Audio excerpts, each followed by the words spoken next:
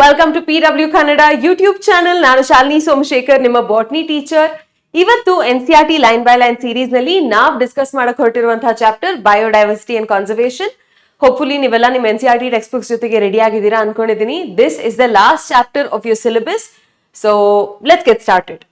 ಈ ಚಾಪ್ಟರ್ ನಲ್ಲಿ ನಾವ್ ಏನ್ ಕಲಿತೀವಿ? ಮೊದಲನೇದಾಗಿ ಬಯೋಡೈವರ್ಸಿಟಿ ಅಂದ್ರೆ ಏನು, ಅರ್ತ್ ನಲ್ಲಿ ನಮ್ಮ ವರ್ಲ್ಡ್ ನಲ್ಲಿ ಬಯೋಡೈವರ್ಸಿಟಿ ಹೇಗಿದೆ, ಬೇರೆ ಬೇರೆ ಲೆವೆಲ್ಸ್ ಆಫ್ ಬಯೋಡೈವರ್ಸಿಟಿ ಏನು, ಇಂಡಿಯಾದಲ್ಲಿ ಬಯೋಡೈವರ್ಸಿಟಿ ಹೇಗಿದೆ, ಅದ್ರ ಬಗ್ಗೆ ಎಲ್ಲ ಕಲಿತೀವಿ. ಅದಾದ ನಂತರ ಬಯೋಡೈವರ್ಸಿಟಿನ ಕನ್ಸರ್ವೇಷನ್ ಬಗ್ಗೆ, ಹೆಸರೇ ಬಯೋಡೈವರ್ಸಿಟಿ ಅಂಡ್ ಕನ್ಸರ್ವೇಷನ್ ಅಲ್ವಾ? ಸೊ ಕನ್ಸರ್ವೇಷನ್ ಅಂದ್ರೆ ಏನು, ಏನಕ್ಕೆ ಬಯೋಡೈವರ್ಸಿಟಿನ ಕನ್ಸರ್ವ್ ಮಾಡಬೇಕು, ಯಾವ್ದೆಲ್ಲ ರೀತಿಯಲ್ಲಿ ಕನ್ಸರ್ವ್ ಮಾಡಬಹುದು, ಇದ್ರ ಬಗ್ಗೆ ಎಲ್ಲ ಕೂಡ ನಾವು ಡಿಸ್ಕಸ್ ಮಾಡೋಣ. ಒಂದು ತುಂಬಾ ಸಿಂಪಲ್ ಆಗಿರುವಂತಹ ಇಂಟ್ರೆಸ್ಟಿಂಗ್ ಚಾಪ್ಟರ್ ಇದು. ಹೋಪ್ಫುಲಿ ಎಲ್ಲರಿಗೂ ಈ ಚಾಪ್ಟರ್ ನಿಂದ ಏನ್ 2-3 ಕ್ವೆಶನ್ಸ್ ಅಪಿಯರ್ ಆಗುತ್ತೆ ನೀಟ್ ನಲ್ಲಿ, ಎಲ್ಲ ಕರೆಕ್ಟ್ ಆಗಿ ಆನ್ಸರ್ ಮಾಡುವಂತಹ ಅಬಿಲಿಟಿ ಎಲ್ಲರೂ ಬೆಳೆಸ್ಕೊತೀರಾ ಅಂತ ಅನ್ಕೊಂಡಿದೀನಿ. So let's get started guys. So introduction ಅಲ್ಲಿ ಏನ್ ಕೊಟ್ಟಿದ್ದಾರೆ ಅಂತ ಅಂದ್ರೆ, ಯಾವ್ದೋ ತುಂಬಾ ಬೇರೆ ಗ್ಯಾಲಕ್ಸಿಯಿಂದ ಒಂದು ಏಲಿಯನ್ ಬಂದು ನಮ್ಮ ಪ್ಲಾನೆಟ್ ಮೇಲೆ ಲ್ಯಾಂಡ್ ಆಗ್ಬಿಟ್ರೆ ಎಷ್ಟು ಮೈಂಡ್ ಬ್ಲೋನ್ ಆಗ್ಬಿಡ್ತಾರೆ. ನಮ್ಮ ವರ್ಲ್ಡ್ ನಲ್ಲಿರುವಂತಹ ಬಯೋಡೈವರ್ಸಿಟಿನೆಲ್ಲ ನೋಡಿ, ನಮ್ಮ ಹತ್ರ so many different species of fishes ಇದೆ, ಬರ್ಡ್ಸ್ ಇದೆ, ಪ್ಲಾಂಟ್ಸ್ ಇದೆ, ಮ್ಯಾಮಲ್ಸ್ ಇದೆ. ಇದನ್ನೆಲ್ಲ ನೋಡಿ ಸಖತ್ ತಲೆ ಕೆಡ್ಸ್ಕೊಂಡ್ ಬಿಡುತ್ತೆ ಆ ಏಲಿಯನ್ ಅಂತ ಇಲ್ಲಿ ಕೊಟ್ಟಿದ್ದಾರೆ. That is basically to introduce you and ಏನ್ ಹೇಳ್ತಾರೆ, ನಿಮ್ಮಲ್ಲಿ ಒಂದು ಎಕ್ಸೈಟ್ಮೆಂಟ್ ಬರೆಸ್ಬೇಕು ಬಯೋಡೈವರ್ಸಿಟಿ ಬಗ್ಗೆ ಅಂತ ಈ ರೀತಿ ಒಂದು ಇಂಟ್ರೆಸ್ಟಿಂಗ್ ಇಂಟ್ರೊಡಕ್ಷನ್ ಕೊಟ್ಟಿದ್ದಾರೆ. So if an alien from a distant galaxy were to visit our planet earth, the first thing that would amaze and baffle him would most probably be the enormous diversity of life that he would encounter. ಎಷ್ಟು divorce ಆಗಿದೆ, ಎಷ್ಟೊಂದು ಬೇರೆ ಬೇರೆ ರೀತಿಯ ಪ್ರಾಣಿ, ಪಕ್ಷಿ, ಗಿಡಗಳು ಎಲ್ಲ ಇದೆ ಅನ್ನೋದು is what they are trying to say here. Even for humans ಗೂ ಕೂಡ the rich variety of living organisms with which they share this planet never ceases to astonish and fascinate us. ಹೌದಲ್ವಾ? The common man would find it hard to believe that there are more than 20,000 species of ants.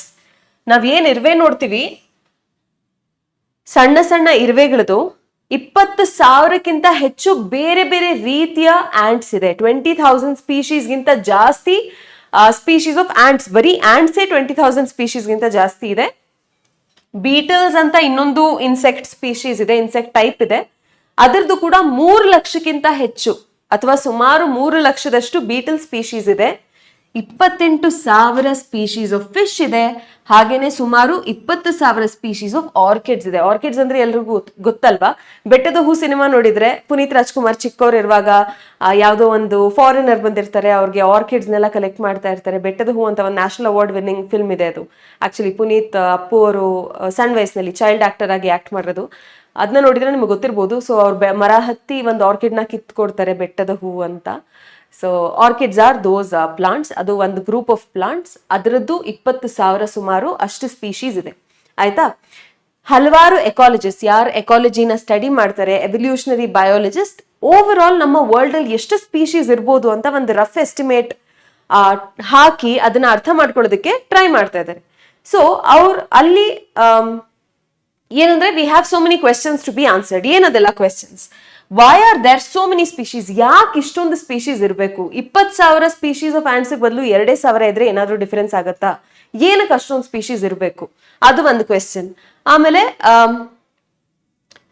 Did such great diversity exist through out the earth's history? Earth ಯಾವಾಗಿಂದ form ಆಯ್ತು, life ಯಾವಾಗಿಂದ originate ಆಯ್ತು, ಅವಾಗಿಂದ ಕೂಡ ಇಷ್ಟೊಂದು diversity ಇದ್ದೇ ಇದೆಯಾ earth ಮೇಲೆ? ಇದು ಒಂದು ಪ್ರಶ್ನೆ. How did this diversification come about? ಇಷ್ಟೊಂದು ಸ್ಪೀಶೀಸ್ ಹೆಂಗ್ ಬಂತು? ಆಬ್ವಿಯಸ್ಲಿ ಲೈಫ್ ಫಾರ್ಮ್ ಆದಾಗ ಇಷ್ಟೊಂದು ಡೈವರ್ಸಿಟಿ ಇರಲಿಲ್ಲ. ವಿತ್ ಟೈಮ್ ಆಸ್ ಎವಲ್ಯೂಷನ್ ಪ್ರೋಗ್ರೆಸ್ಡ್, ಬೇರೆ ಬೇರೆ ಸ್ಪೀಶೀಸ್ ಫಾರ್ಮ್ ಆಗಿದೆ. ಸ್ಪೀಸಿಯೇಷನ್ ಬಗ್ಗೆ ಎಲ್ಲ ನೀವು ಎವಲ್ಯೂಷನ್ ಅಲ್ಲಿ ಕಲ್ತಿರ್ಬೋದು. ಸೊ ಬೇರೆ ಬೇರೆ ಸ್ಪೀಶೀಸ್ ಎಲ್ಲ ಫಾರ್ಮ್ ಆಗಿದೆ. ಹೇಗೆ ಸಾಧ್ಯ ಆಯ್ತು ಇದೆಲ್ಲ? How and why is this diversity important to the biosphere? ಅದೇ ನಾ ಹೇಳಿದ ಹಾಗೆ 2,000 ಆಂಟ್ಸ್ ಇದ್ರೆ ಏನ್ ಮ್ಯಾಟರ್ ಆಗುತ್ತೆ, ಏನ್ ಡಿಫ್ರೆನ್ಸ್ ಆಗುತ್ತೆ? 20,000 ಬದಲು 2,000 ಸ್ಪೀಶೀಸ್ ಇದ್ರೆ ಏನ್ ಡಿಫ್ರೆನ್ಸ್ ಆಗುತ್ತೆ? ನಮ್ಮ ಬಯೋಸ್ಫಿಯರ್ಗೆ, ನಮ್ಮ ಇಕೋಸಿಸ್ಟಮ್ ಸ್ಟೆಬಿಲಿಟಿಗೆ ಇದರಿಂದ ಏನಾದ್ರೂ ಡಿಫರೆನ್ಸ್ ಆಗುತ್ತಾ, ಆಗಲ್ವಾ? ಇದು ಕೂಡ ಒಂದು ಪ್ರಶ್ನೆ. How would it function any differently if the diversity was much less? Like I said, ಕಡಿಮೆ ಡೈವರ್ಸಿಟಿ ಇದ್ರೆ 20,000 ಬದಲು 2,000ನೋ 2 ಅಥವಾ 3 ಸ್ಪೀಶೀಸ್ ಇದ್ರೆ ಡಿಫ್ರೆಂಟ್ ಏನಾದ್ರೂ ಇರುತ್ತಾ? ಇಷ್ಟೊಂದು ಬಯೋಡೈವರ್ಸಿಟಿ ಅಂತೂ ಇದೆ, ನಮ್ಗೆ ಗೊತ್ತಿದೆ ಅಲ್ವಾ? ಇದರಿಂದ ಹ್ಯೂಮನ್ಸ್ಗೆ ಏನಾದ್ರೂ ಬೆನಿಫಿಟ್ ಇದೆಯಾ? ಇದೆಲ್ಲ ಕ್ವೆಶನ್ಸ್ ಕೂಡ ಈ ಚಾಪ್ಟರ್ ಆನ್ಸರ್ ಮಾಡುತ್ತೆ. ಓಕೆನಾ? ಸೊ ಶುರು ಮಾಡೋಣ. First topic, biodiversity. In our biosphere, immense diversity exists not only at the species level but at all levels of biological organization, ranging from macromolecules within cells to biomes. ನಿಮಗೆ ಬೇರೆ ಬೇರೆ levels of ecological ಡೈವರ್ಸಿಟಿನ ನಾವು ನೋಡಿದೀವಿ ಅಲ್ವಾ, ಬೇರೆ levels of biological diversity ಅಂತ organisms and populations chapter ನಲ್ಲಿ discuss ಮಾಡಿದೀವಿ. ಮ್ಯಾಕ್ರೋಮಾಲಿಕ್ಯೂಲ್ಸ್ ಏನೆಲ್ಲ ಇದೆ, carbohydrates, proteins, lipids, nucleic acids, ಇದರಲ್ಲೂ ಕೂಡ ತುಂಬಾ ಡೈವರ್ಸಿಟಿ, ಬೇರೆ ಬೇರೆ ರೀತಿಯ ಮಾಲಿಕ್ಯೂಲ್ಸ್ ನಾವು ನೋಡ್ತೀವಿ. ಸೆಲ್ಸ್ ಅಲ್ಲೂ ಡೈವರ್ಸಿಟಿ ಇದೆ, ಹೌದಾ ಇಲ್ವಾ? ಬೇರೆ ಬೇರೆ ರೀತಿಯ ಸೆಲ್ಸ್ ಇದೆ ನಮ್ಮ ಬಾಡಿಯಲ್ಲಿ. ನೀವು ಸ್ಟ್ರಕ್ಚರಲ್ ಆರ್ಗನೈಸೇಷನ್ ಅಂಡ್ ಆನಿಮಲ್ಸ್ ನಲ್ಲಿ ಆನಿಮಲ್ ಟಿಶ್ಯೂಸ್ ಬಗ್ಗೆ ಕಲ್ತಿರ್ತೀರಾ.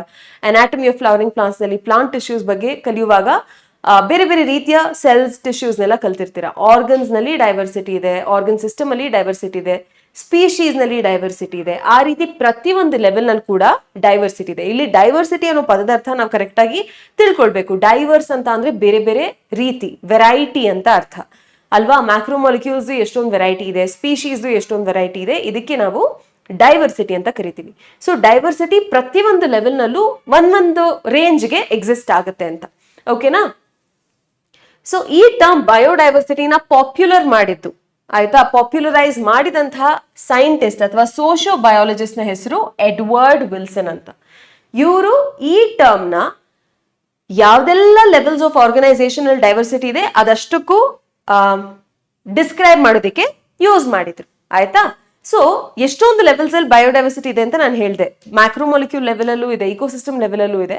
ಬಟ್ ನಾವು ಈ ಚಾಪ್ಟರ್ ನಲ್ಲಿ 3 ಇಂಪಾರ್ಟೆಂಟ್ ಲೆವೆಲ್ಸ್ ಆಫ್ ಡೈವರ್ಸಿಟಿನ ಡಿಸ್ಕಸ್ ಮಾಡೋಣ. ಅದ್ರಲ್ಲಿ ಮೊದಲನೇದು ಜೆನೆಟಿಕ್ ಡೈವರ್ಸಿಟಿ. ಇವಾಗ ನಾವು ಒಂದೇ ಸ್ಪೀಶೀಸ್ ನ ಕನ್ಸಿಡರ್ ಮಾಡಿದ್ರೆ, ಹ್ಯೂಮನ್ಸ್ ಅಂತ ಕನ್ಸಿಡರ್ ಮಾಡಿದ್ರೆ, ಹ್ಯೂಮನ್ಸ್ ನಲ್ಲಿ ಏನೆಲ್ಲ ಡೈವರ್ಸಿಟಿ ಇದೆ, ಒಂದೇ ಸ್ಪೀಶೀಸ್ ಒಳಗಡೆ ಇರೋ ಡೈವರ್ಸಿಟಿ, ಅದಕ್ಕೆ ನಾವು ಜೆನೆಟಿಕ್ ಡೈವರ್ಸಿಟಿ ಅಂತ ಕರಿತೀವಿ.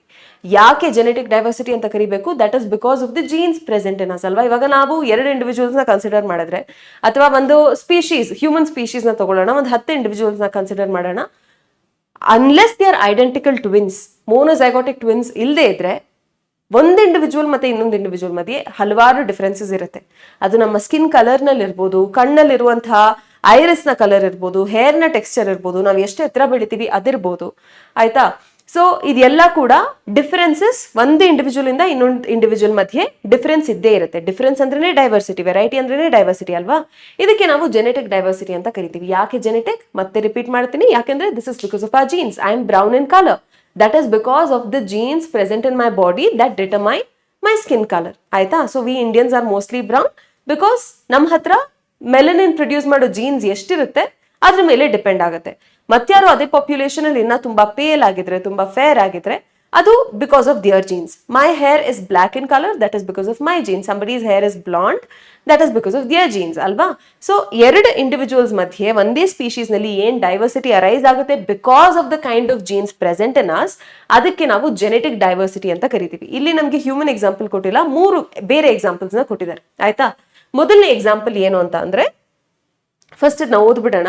ಅ ಸಿಂಗಲ್ ಸ್ಪೀಶೀಸ್, ಒಂದೇ species may show high diversity at the genetic level over its distributional range. The genetic variation shown by the medicinal plant Rauwolfia vomitoria ಅಂತ ಇದೆ ಒಂದು ಪ್ಲಾಂಟ್, ಆಯ್ತಾ. ಅದು ಹಿಮಾಲಯನ್ ರೇಂಜಸ್ ಹತ್ರ ಬೆಳೆಯುತ್ತೆ. ಇದು ಒಂದು ಕೆಮಿಕಲ್ ನ ಪ್ರೊಡ್ಯೂಸ್ ಮಾಡುತ್ತೆ. ಆ ಕೆಮಿಕಲ್ ನ ಹೆಸರು ರೆಸರ್ಪಿನ್. ಇದನ್ನ ಹೈಪರ್ ಟೆನ್ಷನ್ ಅಥವಾ ಹೈ ಬ್ಲಡ್ ಪ್ರೆಷರ್ ಎಲ್ಲ ಇದ್ರೆ ಅದಕ್ಕೆ ಟ್ರೀಟ್ಮೆಂಟ್ ಆಗಿ ಯೂಸ್ ಮಾಡ್ತಾರೆ, ಆಯ್ತಾ. ಸೊ ಈ ಗಿಡ ಈ ಕೆಮಿಕಲ್ ನ ಪ್ರೊಡ್ಯೂಸ್ ಮಾಡುತ್ತೆ. ಇದೇ ಸ್ಪೀಶೀಸ್ ನ ಬೇರೆ ಬೇರೆ ಗಿಡಗಳು ಬೇರೆ ಬೇರೆ ಕ್ವಾಂಟಿಟಿ ಆಫ್ ರೆಸರ್ಪಿನ್ ನ ಪ್ರೊಡ್ಯೂಸ್ ಮಾಡುತ್ತೆ, ಆಯ್ತಾ. ಆ ರೆಸರ್ಪಿನ್ ಕಾನ್ಸಂಟ್ರೇಷನ್ ಎಷ್ಟು ಪ್ರೊಡ್ಯೂಸ್ ಮಾಡುತ್ತೆ ಒಂದು ಪ್ಲಾಂಟ್ ನಿಂದ ಇನ್ನೊಂದು ಪ್ಲಾಂಟ್ ಗೆ ವೇರಿ ಆಗುತ್ತೆ. ಏನೇ ರೆಸರ್ಪಿನ್ ಪ್ರೊಡ್ಯೂಸ್ ಆಗುತ್ತೆ ಅದ್ರ ಪೊಟೆನ್ಸಿ ಎಷ್ಟು ಪೊಟೆಂಟ್ ಆಗಿದೆ ಅದು ಕೂಡ ವೇರಿ ಆಗುತ್ತೆ. ಹೇಗೆ ನಾ ಹೇಳಿದೆ, ಸ್ಕಿನ್ ಕಲರ್ ಅಲ್ಲಿ ಎಷ್ಟು ಮೆಲನಿನ್ ಪ್ರೊಡ್ಯೂಸ್ ಆಗುತ್ತೆ, that varies from one individual to another. ಅದೇ ರೀತಿ ಈ ಕೆಮಿಕಲ್ ಏನ್ ಪ್ರೊಡ್ಯೂಸ್ ಮಾಡುತ್ತೆ ಅದು ಒಂದ್ ಪ್ಲಾಂಟ್ ಇಂದ ಇನ್ನೊಂದು ಪ್ಲಾಂಟ್ಗೆ ಡಿಫರೆನ್ಸ್ ಇದೆ with respect to 2 things. One is ಎಷ್ಟು ಕಾನ್ಸಂಟ್ರೇಷನ್ ಅಲ್ಲಿ ಪ್ರೊಡ್ಯೂಸ್ ಆಗ್ತದೆ, ಇನ್ನೊಂದು ಎಷ್ಟು ಪೊಟೆಂಟ್ ಆ ಡ್ರಗ್ ಅನ್ನೋದು, ಆಯ್ತಾ. ಅದ್ರ ಪೊಟೆನ್ಸಿ ಕೂಡ ವೇರಿ ಆಗುತ್ತೆ. ಇದು ಮೊದಲನೇ ಎಕ್ಸಾಂಪಲ್ ನಮ್ಗೆ, ಆಯ್ತಾ. ಸೊ ಇದನ್ನ ನೆನ್ಪಿಟ್ಕೊಳ್ಳಿ, ಎ ಅಂತ ಮಾರ್ಕ್ ಮಾಡ್ತೀನಿ. ನೆಕ್ಸ್ಟ್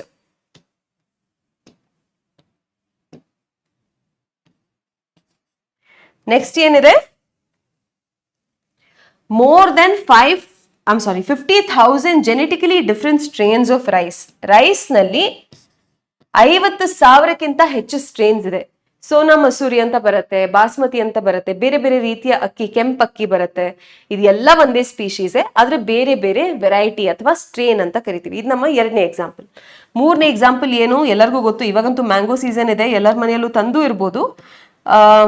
ಮ್ಯಾಂಗೋಸ್ದು ಕೂಡ ಇಂಡಿಯಾದಲ್ಲಿ 1000ಕ್ಕಿಂತ ಹೆಚ್ಚು ವೆರೈಟಿ ಇದೆ. ರಸ್ಪುರಿ ಅಂತ ಬರುತ್ತೆ, ಬಾದಾಮಿ ಅಂತ ಬರುತ್ತೆ, ಇಮಾಮ್ ಪಸಂದ್ ಅಂತ ಬರುತ್ತೆ, ಅಲ್ಫೋನ್ಸೋ ಅಂತ ಬರುತ್ತೆ.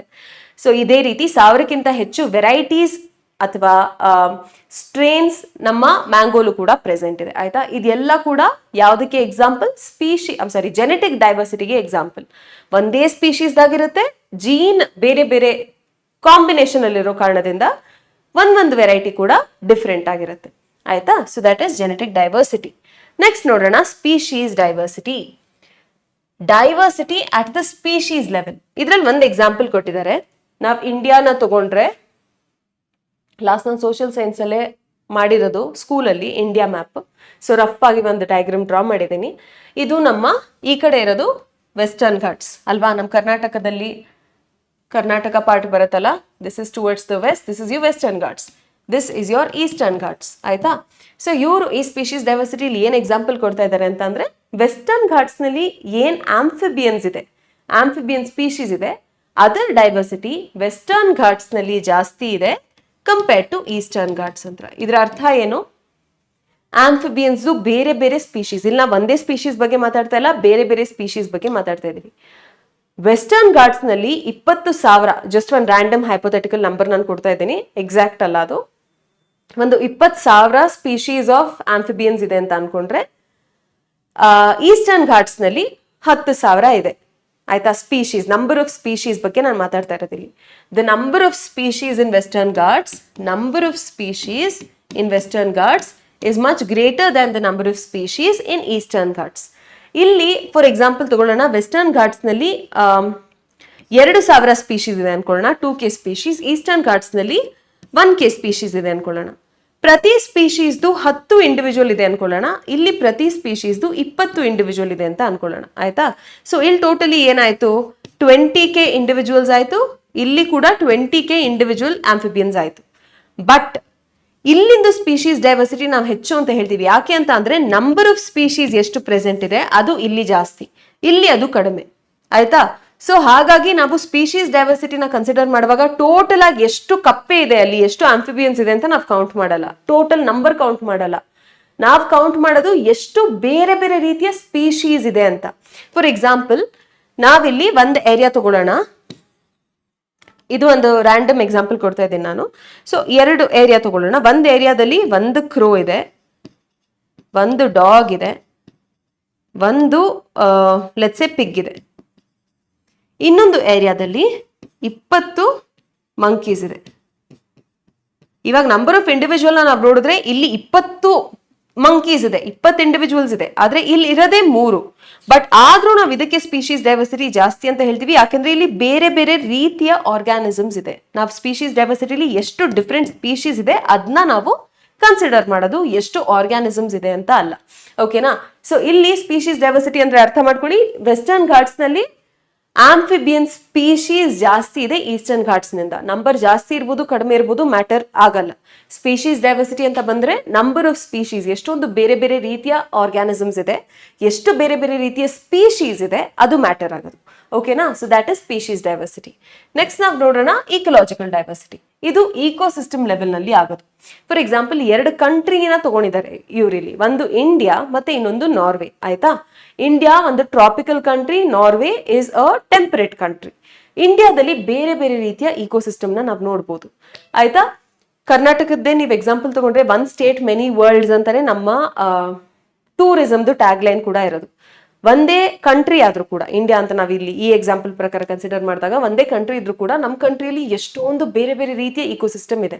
ರಾಜಸ್ಥಾನಿಗೆ ಹೋದ್ರೆ ಡೆಸರ್ಟ್ ಇದೆ, ನಮ್ಮ ಹತ್ರ ಒಂದು ಏನ್ ಹೇಳ್ತೀವಿ ನಾವು ಕೋಸ್ಟ್ ಲೈನ್ ಕೂಡ ಇದೆ.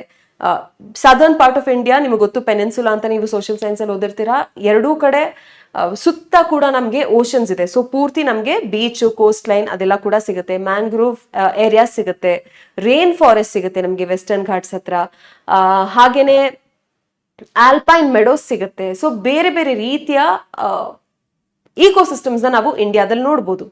ಬಟ್ ನಾರ್ವೆ ಅಲ್ಲಿ ಅಷ್ಟೊಂದು ಬೇರೆ ಬೇರೆ ರೀತಿಯ ಇಕೋಸಿಸ್ಟಮ್ ಸಿಗೋದಿಲ್ಲ. Okay, so in India for instance deserts ಇದೆ, ರೇನ್ ಫಾರೆಸ್ಟ್ ಇದೆ, ಮ್ಯಾಂಗ್ರೋವ್ ಇದೆ, ಕೋರಲ್ ರೀಫ್ ಇದೆ, ವೆಟ್ಲ್ಯಾಂಡ್ ಇದೆ, ಎಸ್ಚುರಿ ಇದೆ, ಆಲ್ಪೈನ್ ಮೆಡೋ ಇದೆ, ಬೇರೆ ಬೇರೆ ರೀತಿಯ ಇಕೋಸಿಸ್ಟಮ್ಸ್ ಇದೆ. ಆದ್ರೆ ನಾರ್ವೆ ಅಲ್ಲಿ ಅಷ್ಟೊಂದು ರೀತಿಯ ಇಕೋಸಿಸ್ಟಮ್ ಪ್ರೆಸೆಂಟ್ ಇಲ್ಲ. ಹಾಗಾಗಿ ನಾವು ಇಕೋಲಾಜಿಕಲ್ ಡೈವರ್ಸಿಟಿ ಇಂಡಿಯಾ ಅಲ್ಲಿ ನಾರ್ವೆಗಿಂತ ಹೆಚ್ಚು ಅಂತ ಹೇಳ್ಬೋದು. ಓಕೆನಾ, next. It has taken millions of years of evolution to accumulate this rich diversity in nature. But we could lose all that wealth in less than 2 centuries if the present rates of species losses continue. Biodiversity and its conservation are now vital environmental issues of international concern as more and more people around the world begin to realize the critical importance of biodiversity for our survival and well-being on this planet. ಆಯ್ತಾ, so ನಾವು ಇವಾಗ ಎಷ್ಟೊಂದು diversity ಅಂತೆಲ್ಲ ಮಾತಾಡ್ತಾ ಇದೀವಿ. ಈ species diversity ಎಲ್ಲ ಒಂದ್ ರಾತ್ರಿ ಕಣ್ಮುಚ್ಕೊಂಡು ಬೆಳಗ್ಗೆ ಎದ್ದೇಳೋಷ್ಟರಲ್ಲಿ ಆಗೋಗ್ಬಿಟ್ಟಿಲ್ಲ. ಸಾವಿರಾರಲ್ಲ, ಮಿಲಿಯನ್ಸ್ ಆಫ್ ಇಯರ್ಸ್ ತಗೊಂಡಿದೆ, ಲಕ್ಷಾಂತರ ವರ್ಷ ತಗೊಂಡಿದೆ ಇಷ್ಟು ಸ್ಪೀಶೀಸ್ ಪ್ರೆಸೆಂಟ್ ಆಗೋದಕ್ಕೆ. ಬಟ್ ಹ್ಯೂಮನ್ಸ್ ನ ಗ್ರೀಡ್ ಇಂದ, ಹ್ಯೂಮನ್ಸ್ ನ ಓವರ್ ಎಕ್ಸ್ಪ್ಲಾಯ್ಟೇಷನ್ ಇಂದ ಏನಾಗ್ಬೋದು ಅಂತ ಅಂದ್ರೆ ಇದೆಲ್ಲ ಕೆಲವೇ ವರ್ಷಗಳಲ್ಲಿ ನಾವು ಲೂಸ್ ಮಾಡ್ಬಿಡ್ಬೋದು. ಸೊ ಹಾಗಾಗಿ ಇಂಟರ್ನ್ಯಾಷನಲಿ ಎಲ್ಲಾ ಕಂಟ್ರೀಸ್ ನ ಎಲ್ಲಾ ಸಿಟಿಸನ್ಸ್ ಕೂಡ ಅವೇರ್ ಆಗಿ ಇದನ್ನ ನಾವು ಕನ್ಸರ್ವ್ ಮಾಡೋದಕ್ಕೆ ಟ್ರೈ ಮಾಡ್ಬೇಕು ಅಂತ ಇಲ್ಲಿ ಹೇಳ್ತಾ ಇದ್ದಾರೆ. ಓಕೆನಾ, ಈಗ ಓವರ್ ಆಲ್ ಇದ್ರಲ್ಲಿ ತುಂಬಾ ಡೇಟಾ ಇದೆ, ತುಂಬಾ ನಂಬರ್ಸ್ ಎಲ್ಲ ಇದೆ, ಅದನ್ನ ಒಂದ್ ಕಡೆ ಲಿಸ್ಟ್ ಮಾಡಿ ಬರ್ದಿಟ್ಕೊಂಡ್ಬಿಡಿ. So how many species are there on earth and how many in India. Overall world ನಲ್ಲಿ ಎಷ್ಟು ಬೇರೆ ಬೇರೆ ರೀತಿಯ ಸ್ಪೀಶೀಸ್ ಇದೆ, ಇಂಡಿಯಾದಲ್ಲಿ ಎಷ್ಟೆಲ್ಲ ಇದೆ, ಅದನ್ನ ಒಂದ್ಸತಿ ಕ್ವಿಕ್ ಆಗಿ ಗ್ಲಾನ್ಸ್ ಮಾಡ್ಕೊಳ್ಳೋಣ. ಆಯ್ತಾ, since there are published records of all the species discovered and named, we know how many species have been recorded so far.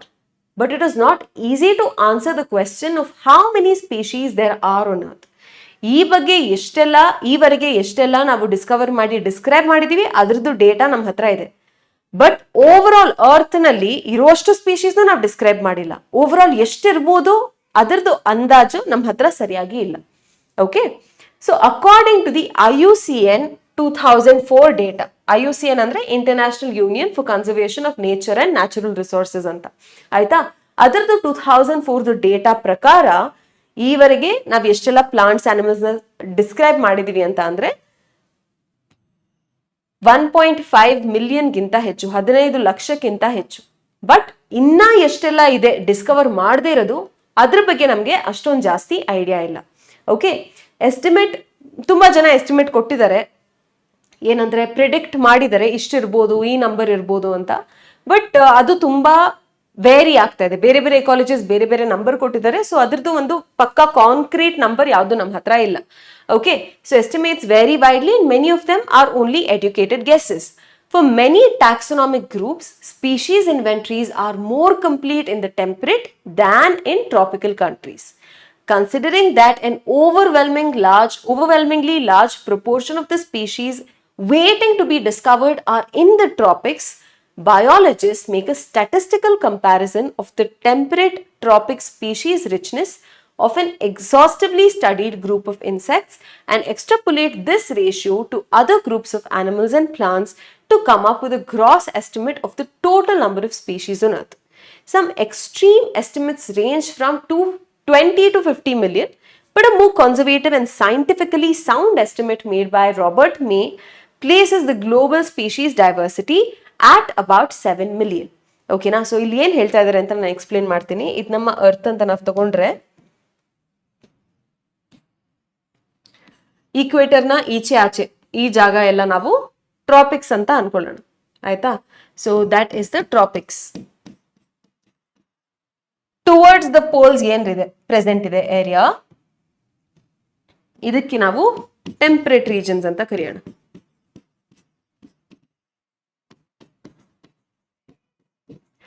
ಈಗ ಟ್ರಾಪಿಕ್ ರೀಜನ್ಸ್ ನಲ್ಲಿ, ಟೆಂಪರೇಟ್ ರೀಜನ್ಸ್ ನಲ್ಲಿ ಹೋಗಿ ನಾವು ಪ್ಲಾಂಟ್ಸ್ ಆನಿಮಲ್ಸ್ ಎಲ್ಲ ಡಿಸ್ಕವರ್ ಮಾಡಿ ಅದನ್ನ ಡಿಸ್ಕ್ರೈಬ್ ಮಾಡಿ ಅದಕ್ಕೆ ಒಂದು ಹೆಸರಿಟ್ಟು ನಾಮಕರಣ ಮಾಡಿ ಇದೆಲ್ಲ ಮಾಡ್ತೀವಿ ಅಲ್ವಾ. ಸೊ ಇವಾಗ ಏನಾಗೋಗ್ಬಿಟ್ಟಿದೆ ಅಂತ ಅಂದ್ರೆ ಈ ಟ್ರಾಪಿಕ್ಸ್ ನಲ್ಲಿ, ಟೆಂಪರೇಟ್ ರೀಜನ್ಸ್ ನಲ್ಲಿ ಜಾಸ್ತಿ ಕಂಪ್ಲೀಟ್ ಆಗಿದೆ, ಆ ರೀತಿಯ ಇನ್ವೆಂಟರೀಸ್ ಜಾಸ್ತಿ ಕಂಪ್ಲೀಟ್ ಆಗಿದೆ. ಜಾಸ್ತಿ ಆರ್ಗ್ಯಾನಿಸಮ್ಸ್ ನ ನೋಡಿ ಡಿಸ್ಕ್ರೈಬ್ ಮಾಡಿ ಹೆಸರಿಟ್ಟು ಅದೆಲ್ಲ ಮಾಡಿ ಆಗಿದೆ ಜಾಸ್ತಿ ಇನ್ ದ ಟೆಂಪರೇಟ್ ರೀಜನ್ಸ್. ಅದೇ ಟ್ರಾಪಿಕ್ಸ್ ನಲ್ಲಿ ಕಡಿಮೆ ಆಗಿದೆ. ಬಟ್ ನಂಬರ್ ಆಫ್ ಸ್ಪೀಶೀಸ್ ಎಲ್ಲಿ ಜಾಸ್ತಿ ಇದೆ? ನಂಬರ್ ಆಫ್ ಸ್ಪೀಶೀಸ್ ಜಾಸ್ತಿ ಇರೋದು ಟ್ರಾಪಿಕ್ಸ್ ನಲ್ಲಿ, ಬಟ್ ಅದು ಡಿಸ್ಕ್ರೈಬ್ ಆಗಿರೋದು ಕಡಿಮೆ ಪ್ರಮಾಣ ಮಾತ್ರ. ಟೆಂಪರೇಟ್ ರೀಜನ್ಸ್ ನಲ್ಲಿ ಬಯೋಡೈವರ್ಸಿಟಿ ಆಕ್ಚುಲಿ ಕಡಿಮೆ. ಹೋಗ್ತಾ ಹೋಗ್ತಾ ಕಲಿತೀವಿ ಯಾಕೆ ಆ ರೀತಿ ಅಂತ. ಬಟ್ ಟೆಂಪರೇಟ್ ರೀಜನ್ಸ್ ನಲ್ಲಿ ನಾವು ಬಯೋಡೈವರ್ಸಿಟಿನ ನೋಡಿದ್ರೆ, ಸ್ಪೀಶೀಸ್ ಡೈವರ್ಸಿಟಿನ ನೋಡಿದ್ರೆ ಟ್ರಾಪಿಕ್ಸ್ ಗಿಂತ ತುಂಬಾ ಕಡಿಮೆ ಇರುತ್ತೆ. ಇಲ್ಲಿ ಟೆಂಪರೇಟ್ ರೀಜನ್ಸ್ ನಲ್ಲಿ ಕಡಿಮೆ ಸ್ಪೀಶೀಸ್ ಇದೆ, ಬಟ್ ಜಾಸ್ತಿ ಸ್ಪೀಶೀಸ್ ಡಿಸ್ಕ್ರೈಬ್ ಆಗಿದೆ. ಆಯ್ತಾ? ಅದಕ್ಕೆ ಅವ್ರು ಏನ್ ಮಾಡಿದ್ದಾರೆ, ಟ್ರಾಪಿಕ್ಸ್ ನಲ್ಲಿ ಎಷ್ಟೊಂದು ಡಿಸ್ಕ್ರೈಬ್ ಆಗಿಲ್ಲ, ಇನ್ನ ಎಷ್ಟಿದೆ ಗೊತ್ತಿಲ್ಲ. ಹಾಗಾಗಿ ಏನ್ ಮಾಡಿದ್ದಾರೆ, ಒಂದು ಗ್ರೂಪ್ ಆಫ್ ಇನ್ಸೆಕ್ಟ್ಸ್ ನ ಮಾತ್ರ, ಆಯ್ತಾ, ಸೊ ಒಂದು ಗ್ರೂಪ್ ಆಫ್ ಇನ್ಸೆಕ್ಟ್ಸ್ ನ ಮಾತ್ರ ಸ್ಟಡಿ ಮಾಡಿದ್ದಾರೆ. ಒಂದು ಗ್ರೂಪ್ ಆಫ್ ಇನ್ಸೆಕ್ಟ್ಸ್ ನ ಟ್ರಾಪಿಕ್ಸ್ ನಲ್ಲೂ ಕೂಡ ಹಾಗೆ ಟೆಂಪರೇಟ್ ರೀಜನ್ಸ್ ನಲ್ಲೂ ಕೂಡ ಸ್ಟಡಿ ಮಾಡಿದ್ದಾರೆ. ಇವಾಗ ಈ ಇನ್ಸೆಕ್ಟ್ ಗ್ರೂಪ್ದು ಡೇಟಾ ಮಾತ್ರ ನಮ್ಮ ಹತ್ರ ಆಲ್ಮೋಸ್ಟ್ ಕಂಪ್ಲೀಟ್ ಆಗಿ ಟ್ರಾಪಿಕ್ಸ್ ಅಲ್ಲೂ ಟೆಂಪರೇಟ್ ರೀಜನ್ಸ್ ನಲ್ಲೂ ಗೊತ್ತಿದೆ. ಆಯ್ತಾ? ಸೊ ಪ್ರಾಬಬ್ಲಿ ಟೆಂಪರೇಟ್ ರೀಜನ್ಸ್ ನಲ್ಲಿ X number of species of ಈ ಇನ್ಸೆಕ್ಟ್ ಇದ್ರೆ ಪ್ರಾಬಬ್ಲಿ ಟ್ರಾಪಿಕ್ಸ್ ನಲ್ಲಿ ನಮ್ಮ ಹತ್ರ 10x ಇರ್ಬೋದು. ಬಿಕಾಸ್ ಟ್ರಾಪಿಕ್ಸ್ ನಲ್ಲಿ ಬಯೋಡೈವರ್ಸಿಟಿ ಜಾಸ್ತಿ. ಆಯ್ತಾ? ಸೊ ನಮಗೆ ಒಂದು ಗ್ರೂಪ್ ಆಫ್ ಇನ್ಸೆಕ್ಟ್ ಗೆ ಮಾತ್ರ ಆಲ್ಮೋಸ್ಟ್ ಕಂಪ್ಲೀಟ್ ಆಗಿದೆ ಟೆಂಪರೇಟ್ ಮತ್ತೆ ಟ್ರಾಪಿಕ್ ರೀಜನ್ಸ್ ನಲ್ಲಿ. ನಮ್ಗೆ ಅದರಿಂದ ಗೊತ್ತಾಗಿದೆ ಟ್ರಾಪಿಕ್ಸ್ ನಲ್ಲಿ ಟೆಂಪರೇಟ್ ರೀಜನ್ಸ್ ಗಿಂತ 10 ಪಟ್ಟು ಜಾಸ್ತಿ ಸ್ಪೀಶೀಸ್ ಇರುತ್ತೆ ಅಂತ. ಇದನ್ನ ಒಂದು ರಫ್ ನಂಬರ್ ಕೊಡ್ತಾ ಇರೋದು, ರ್ಯಾಂಡಮ್ ನಂಬರ್ ಕೊಡ್ತಾ ಇರೋದು, ಅರ್ಥ ಆಗ್ಲಿ ಅಂತ. ದಿಸ್ ಇಸ್ ನಾಟ್ ಅಂದ್ರೆ ಎಕ್ಸಾಕ್ಟ್ ಆಗಿ 10 times ಜಾಸ್ತಿ ಅಂತ ನಾವು ಹೇಳಕ್ಕಾಗಲ್ಲ. I am just giving you this example so that you understand. Okay, so ಈ ಡೇಟಾನ ಯೂಸ್ ಮಾಡಿಕೊಂಡು ನಾವು ಬೇರೆ ಗ್ರೂಪ್ಸ್ ಆಫ್ ಪ್ಲಾಂಟ್ಸ್, ಆನಿಮಲ್ಸ್ ಎಲ್ಲ ಏನಿದೆ ಅದನ್ನ ಎಸ್ಟಿಮೇಟ್ ಮಾಡ್ಬೋದು ಅಂತ. ನಾವು ಆಲ್ರೆಡಿ ಹೇಳಿದೆ, ಟ್ರಾಪಿಕ್ಸ್ ನಲ್ಲಿ ಕಡಿಮೆ ಪ್ರಮಾಣ ಡಿಸ್ಕ್ರೈಬ್ ಆಗಿದೆ, ಟೆಂಪರೇಟ್ ನಲ್ಲಿ ಜಾಸ್ತಿ ಡಿಸ್ಕ್ರೈಬ್ ಆಗಿದೆ. ಆದ್ರೆ ಒಂದು ಗ್ರೂಪ್ ಆಫ್ ಇನ್ಸೆಕ್ಟ್ಸ್ ಮಾತ್ರ ಎರಡೂ ಕಡೆ ಚೆನ್ನಾಗಿ ಇನ್ಯೂಮರೇಟ್ ಮಾಡಿದ್ದೀವಿ ನಾವು. ಈ ಡೇಟಾನ ನಾವು ಯೂಸ್ ಮಾಡಿಕೊಂಡು ಬೇರೆ ಪ್ಲಾಂಟ್ಸು, ಆನಿಮಲ್ಸ್ ಎಲ್ಲ ಯಾವ್ದು ಟ್ರಾಪಿಕ್ಸ್ ನಲ್ಲಿ ಕರೆಕ್ಟ್ ಆಗಿ ಆಗಿಲ್ಲ, ಅದಕ್ಕೆ ಟೆಂಪರೇಟ್ ಡೇಟಾ ಯೂಸ್ ಮಾಡಿಕೊಂಡು ಟ್ರಾಪಿಕ್ಸ್ ಪ್ರಿಡಿಕ್ಟ್ ಮಾಡೋಣ ಅಂತ. ಆಯ್ತಾ? ಸೊ ಇವಾಗ ಇನ್ಸೆಕ್ಟ್ ಅದು 2 ಆಗಿದೆ, ನಮ್ಗೆ ಇದು ಗೊತ್ತಾಗಿದೆ. ಇವಾಗ ಒಂದು ಪ್ಲಾಂಟ್ ಗ್ರೂಪ್ ನ ತಗೊಳ್ಳೋಣ. ಇವಾಗ ಏಂಜಿಯೋಸ್ಪರ್ಮ್ ಸ್ಪೀಶೀಸ್ ಎಷ್ಟಿದೆ ಅಂತ ನಾವು ಟ್ರಾಪಿಕ್ಸ್ ನಲ್ಲಿ ಕರೆಕ್ಟ್ ಆಗಿ ನೋಡಿಲ್ಲ. ಟೆಂಪರೇಟ್ ರೀಜನ್ಸ್ ನಲ್ಲಿ 20,000 ಅಂತ ಗೊತ್ತಿದೆ. ಇದು ಕರೆಕ್ಟ್ ಆಗಿ ಗೊತ್ತಿದೆ ನಮಗೆ. ಈ ಡೇಟಾನ ಯೂಸ್ ಮಾಡ್ಕೊಂಡು ಟ್ರಾಪಿಕ್ಸ್ ನಲ್ಲಿ ಎಷ್ಟಿರ್ಬೋದು ಅದನ್ನ ನಾವು ಕಂಡುಹಿಡಿಯೋ ಪ್ರಯತ್ನ ಮಾಡೋದು. ಸೊ ಇಲ್ಲಿ 20 ಇದೆ ಅಂತ ಅಂದ್ರೆ ಇಲ್ಲಿ 10 times ಜಾಸ್ತಿ ಇರ್ಬೋದು, ಇಲ್ಲಿ 200 ಇರ್ಬೋದು ಅಂತ ನಾವು ಎಸ್ಟಿಮೇಟ್ ಮಾಡ್ಬೋದು. ಓಕೆನಾ? ಅದೇ ಇಲ್ಲಿ ಕೊಟ್ಟಿರೋದು. ಸೊ ಕರೆಕ್ಟ್ ಆಗಿ ಓದಿ ಅರ್ಥ ಮಾಡ್ಕೊಳ್ಳಿ. ಸೊ ಇಲ್ಲಿ ರಾಬರ್ಟ್ ಮೇ ಅನ್ನೋರು ಒಂದು ಇಕಾಲಜಿಸ್ಟ್. ಅವರು global species diversity over all in the world ಎಷ್ಟು ಸ್ಪೀಶೀಸ್ ಇರ್ಬೋದು ಅಂತ ಅಂದ್ರೆ ಸುಮಾರು 7 million ಅಥವಾ 70 ಲಕ್ಷ ಇರ್ಬೋದು ಅಂತ ಒಂದು ಎಸ್ಟಿಮೇಟ್ ಕೊಟ್ಟಿದ್ದಾರೆ. ಅದು somewhat it is scientific. So ಅದ್ರ ಮೇಲೆ ನಾವು ಕೈಂಡ್ ಆಫ್ ರಿಲೈ ಆಗ್ಬೋದು. ಯಾಕಂದ್ರೆ ಕೆಲವೊಂದು ಎಸ್ಟಿಮೇಟ್ಸ್ ಅಂತೂ ತುಂಬಾ ಎಕ್ಸ್ಟ್ರೀಮ್ ಆಗಿದೆ, ಇಲ್ಲ several millions, tense of millions ಅಲ್ಲಿದೆ. ಆಕ್ಚುಲಿ ಅಷ್ಟೊಂದು ಇರೋದು doubt. So this is one scientifically sound estimate. ಸುಮಾರು 7 million ಇರ್ಬೋದು, ಪ್ಲಾಂಟ್ಸ್, ಆನಿಮಲ್ಸ್ ಎಲ್ಲ ಇನ್ಕ್ಲೂಡೆಡ್. ಈ 7 million ಅಲ್ಲಿ ಎಷ್ಟು ಪ್ಲಾಂಟ್ಸ್ ಇದೆ, ಎಷ್ಟು ಆನಿಮಲ್ಸ್ ಇದೆ ಅದನ್ನ ನಾವೀಗ ನೋಡೋಣ. ಓಕೆನಾ? So let us look at some interesting aspects about Earth's biodiversity based on the currently available species inventories. More than 70% of all the species are animals. ಎಷ್ಟೆಲ್ಲ ಸ್ಪೀಶೀಸ್ ಸೋಫಾರ್ ನಾವು ರೆಕಾರ್ಡ್ ಮಾಡಿದೀವಿ ಅಷ್ಟರಲ್ಲಿ 70% ಗಿಂತ ಜಾಸ್ತಿ ಆನಿಮಲ್ಸೇ ಇರೋದು. ಆಯ್ತಾ? ಪ್ಲಾಂಟ್ಸ್, ಇದನ್ನು ನೋಟ್ ಮಾಡ್ಕೊಳ್ಳಿ. ಈ ಚಾಪ್ಟರ್ ನಲ್ಲಿ ಪ್ಲಾಂಟ್ಸ್ ನಲ್ಲಿ ಫಂಗೈನ ಕೂಡ ಇನ್ಕ್ಲೂಡ್ ಮಾಡಿದ್ದಾರೆ. ಪ್ಲಾಂಟ್ಸ್ ಅಂತ ಅಂದಾಗ, ಪ್ಲಾಂಟ್ ಗ್ರೂಪ್ ಅಂತ ಬಂದಾಗ ಅದರಲ್ಲಿ ಫಂಗೈ ಕೂಡ ಇನ್ಕ್ಲೂಡ್ ಆಗಿರುತ್ತೆ. ಓಕೆನಾ? Plants including algae, fungi, bryophytes, gymnosperms, angiosperms, pteridophytes ಎಲ್ಲ ಕೂಡ comprise no more than 22% of the total. ಆಯ್ತಾ? ಸೊ ಇದರಲ್ಲಿ ಆನಿಮಲ್ಸ್ ಬರ್ಕೊಂಡ್ಬಿಡಿ ಒಂದ್ ಸೈಡ್ ನಲ್ಲಿ. ಆನಿಮಲ್ಸ್ ಎಷ್ಟಿದೆ? 70% ಗಿಂತ ಜಾಸ್ತಿ ಗ್ಲೋಬಲಿ ಇದು. ಆಯ್ತಾ? ಅದೇ ಪ್ಲಾಂಟ್ಸ್ ಅಲ್ಲಿ ಏನೆಲ್ಲ ಇನ್ಕ್ಲೂಡ್ ಆಗಿದೆ ಆಲ್ರೆಡಿ ಹೇಳಿದ್ದೀನಿ. ಪ್ಲಾಂಟ್ಸ್ ಸುಮಾರು 22% ಗಿಂತ ಜಾಸ್ತಿ ಇಲ್ಲ, ಸುಮಾರು ಮ್ಯಾಕ್ಸಿಮಮ್ 22% ಅಷ್ಟೇ ಇರೋದು. ಇವಾಗ ನಾವು ಆನಿಮಲ್ಸ್ ನ ಕನ್ಸಿಡರ್ ಮಾಡಿದ್ರೆ, ಬರೀ ಆನಿಮಲ್ಸ್ ಗ್ರೂಪ್ ನ ತಗೊಂಡ್ರೆ, among animals highest species richness ಇರೋದು ಇನ್ಸೆಕ್ಟ್ಸ್. ಆಯ್ತಾ? So among animals, over all plants, animals ಎಲ್ಲ ಕನ್ಸಿಡರ್ ಮಾಡಿದ್ರೆ ಆನಿಮಲ್ಸ್ ಜಾಸ್ತಿ 70%. ಆ 70% ಆನಿಮಲ್ಸ್ ನಾವು ಇನ್ನ ಹುಡುಕಿದ್ರೆ ಬೇರೆ ಬೇರೆ ಸ್ಪೀಶೀಸ್ ಯಾವ್ದಿದೆ, ಮೆಜಾರಿಟಿ ಡೈವರ್ಸಿಟಿ ಕಾಂಟ್ರಿಬ್ಯೂಟ್ ಮಾಡದೆ ಇನ್ಸೆಕ್ಟ್ಸ್. ಓಕೆನಾ? So insects are the most species rich taxonomic group, making up more than 70% of the total. So among animals,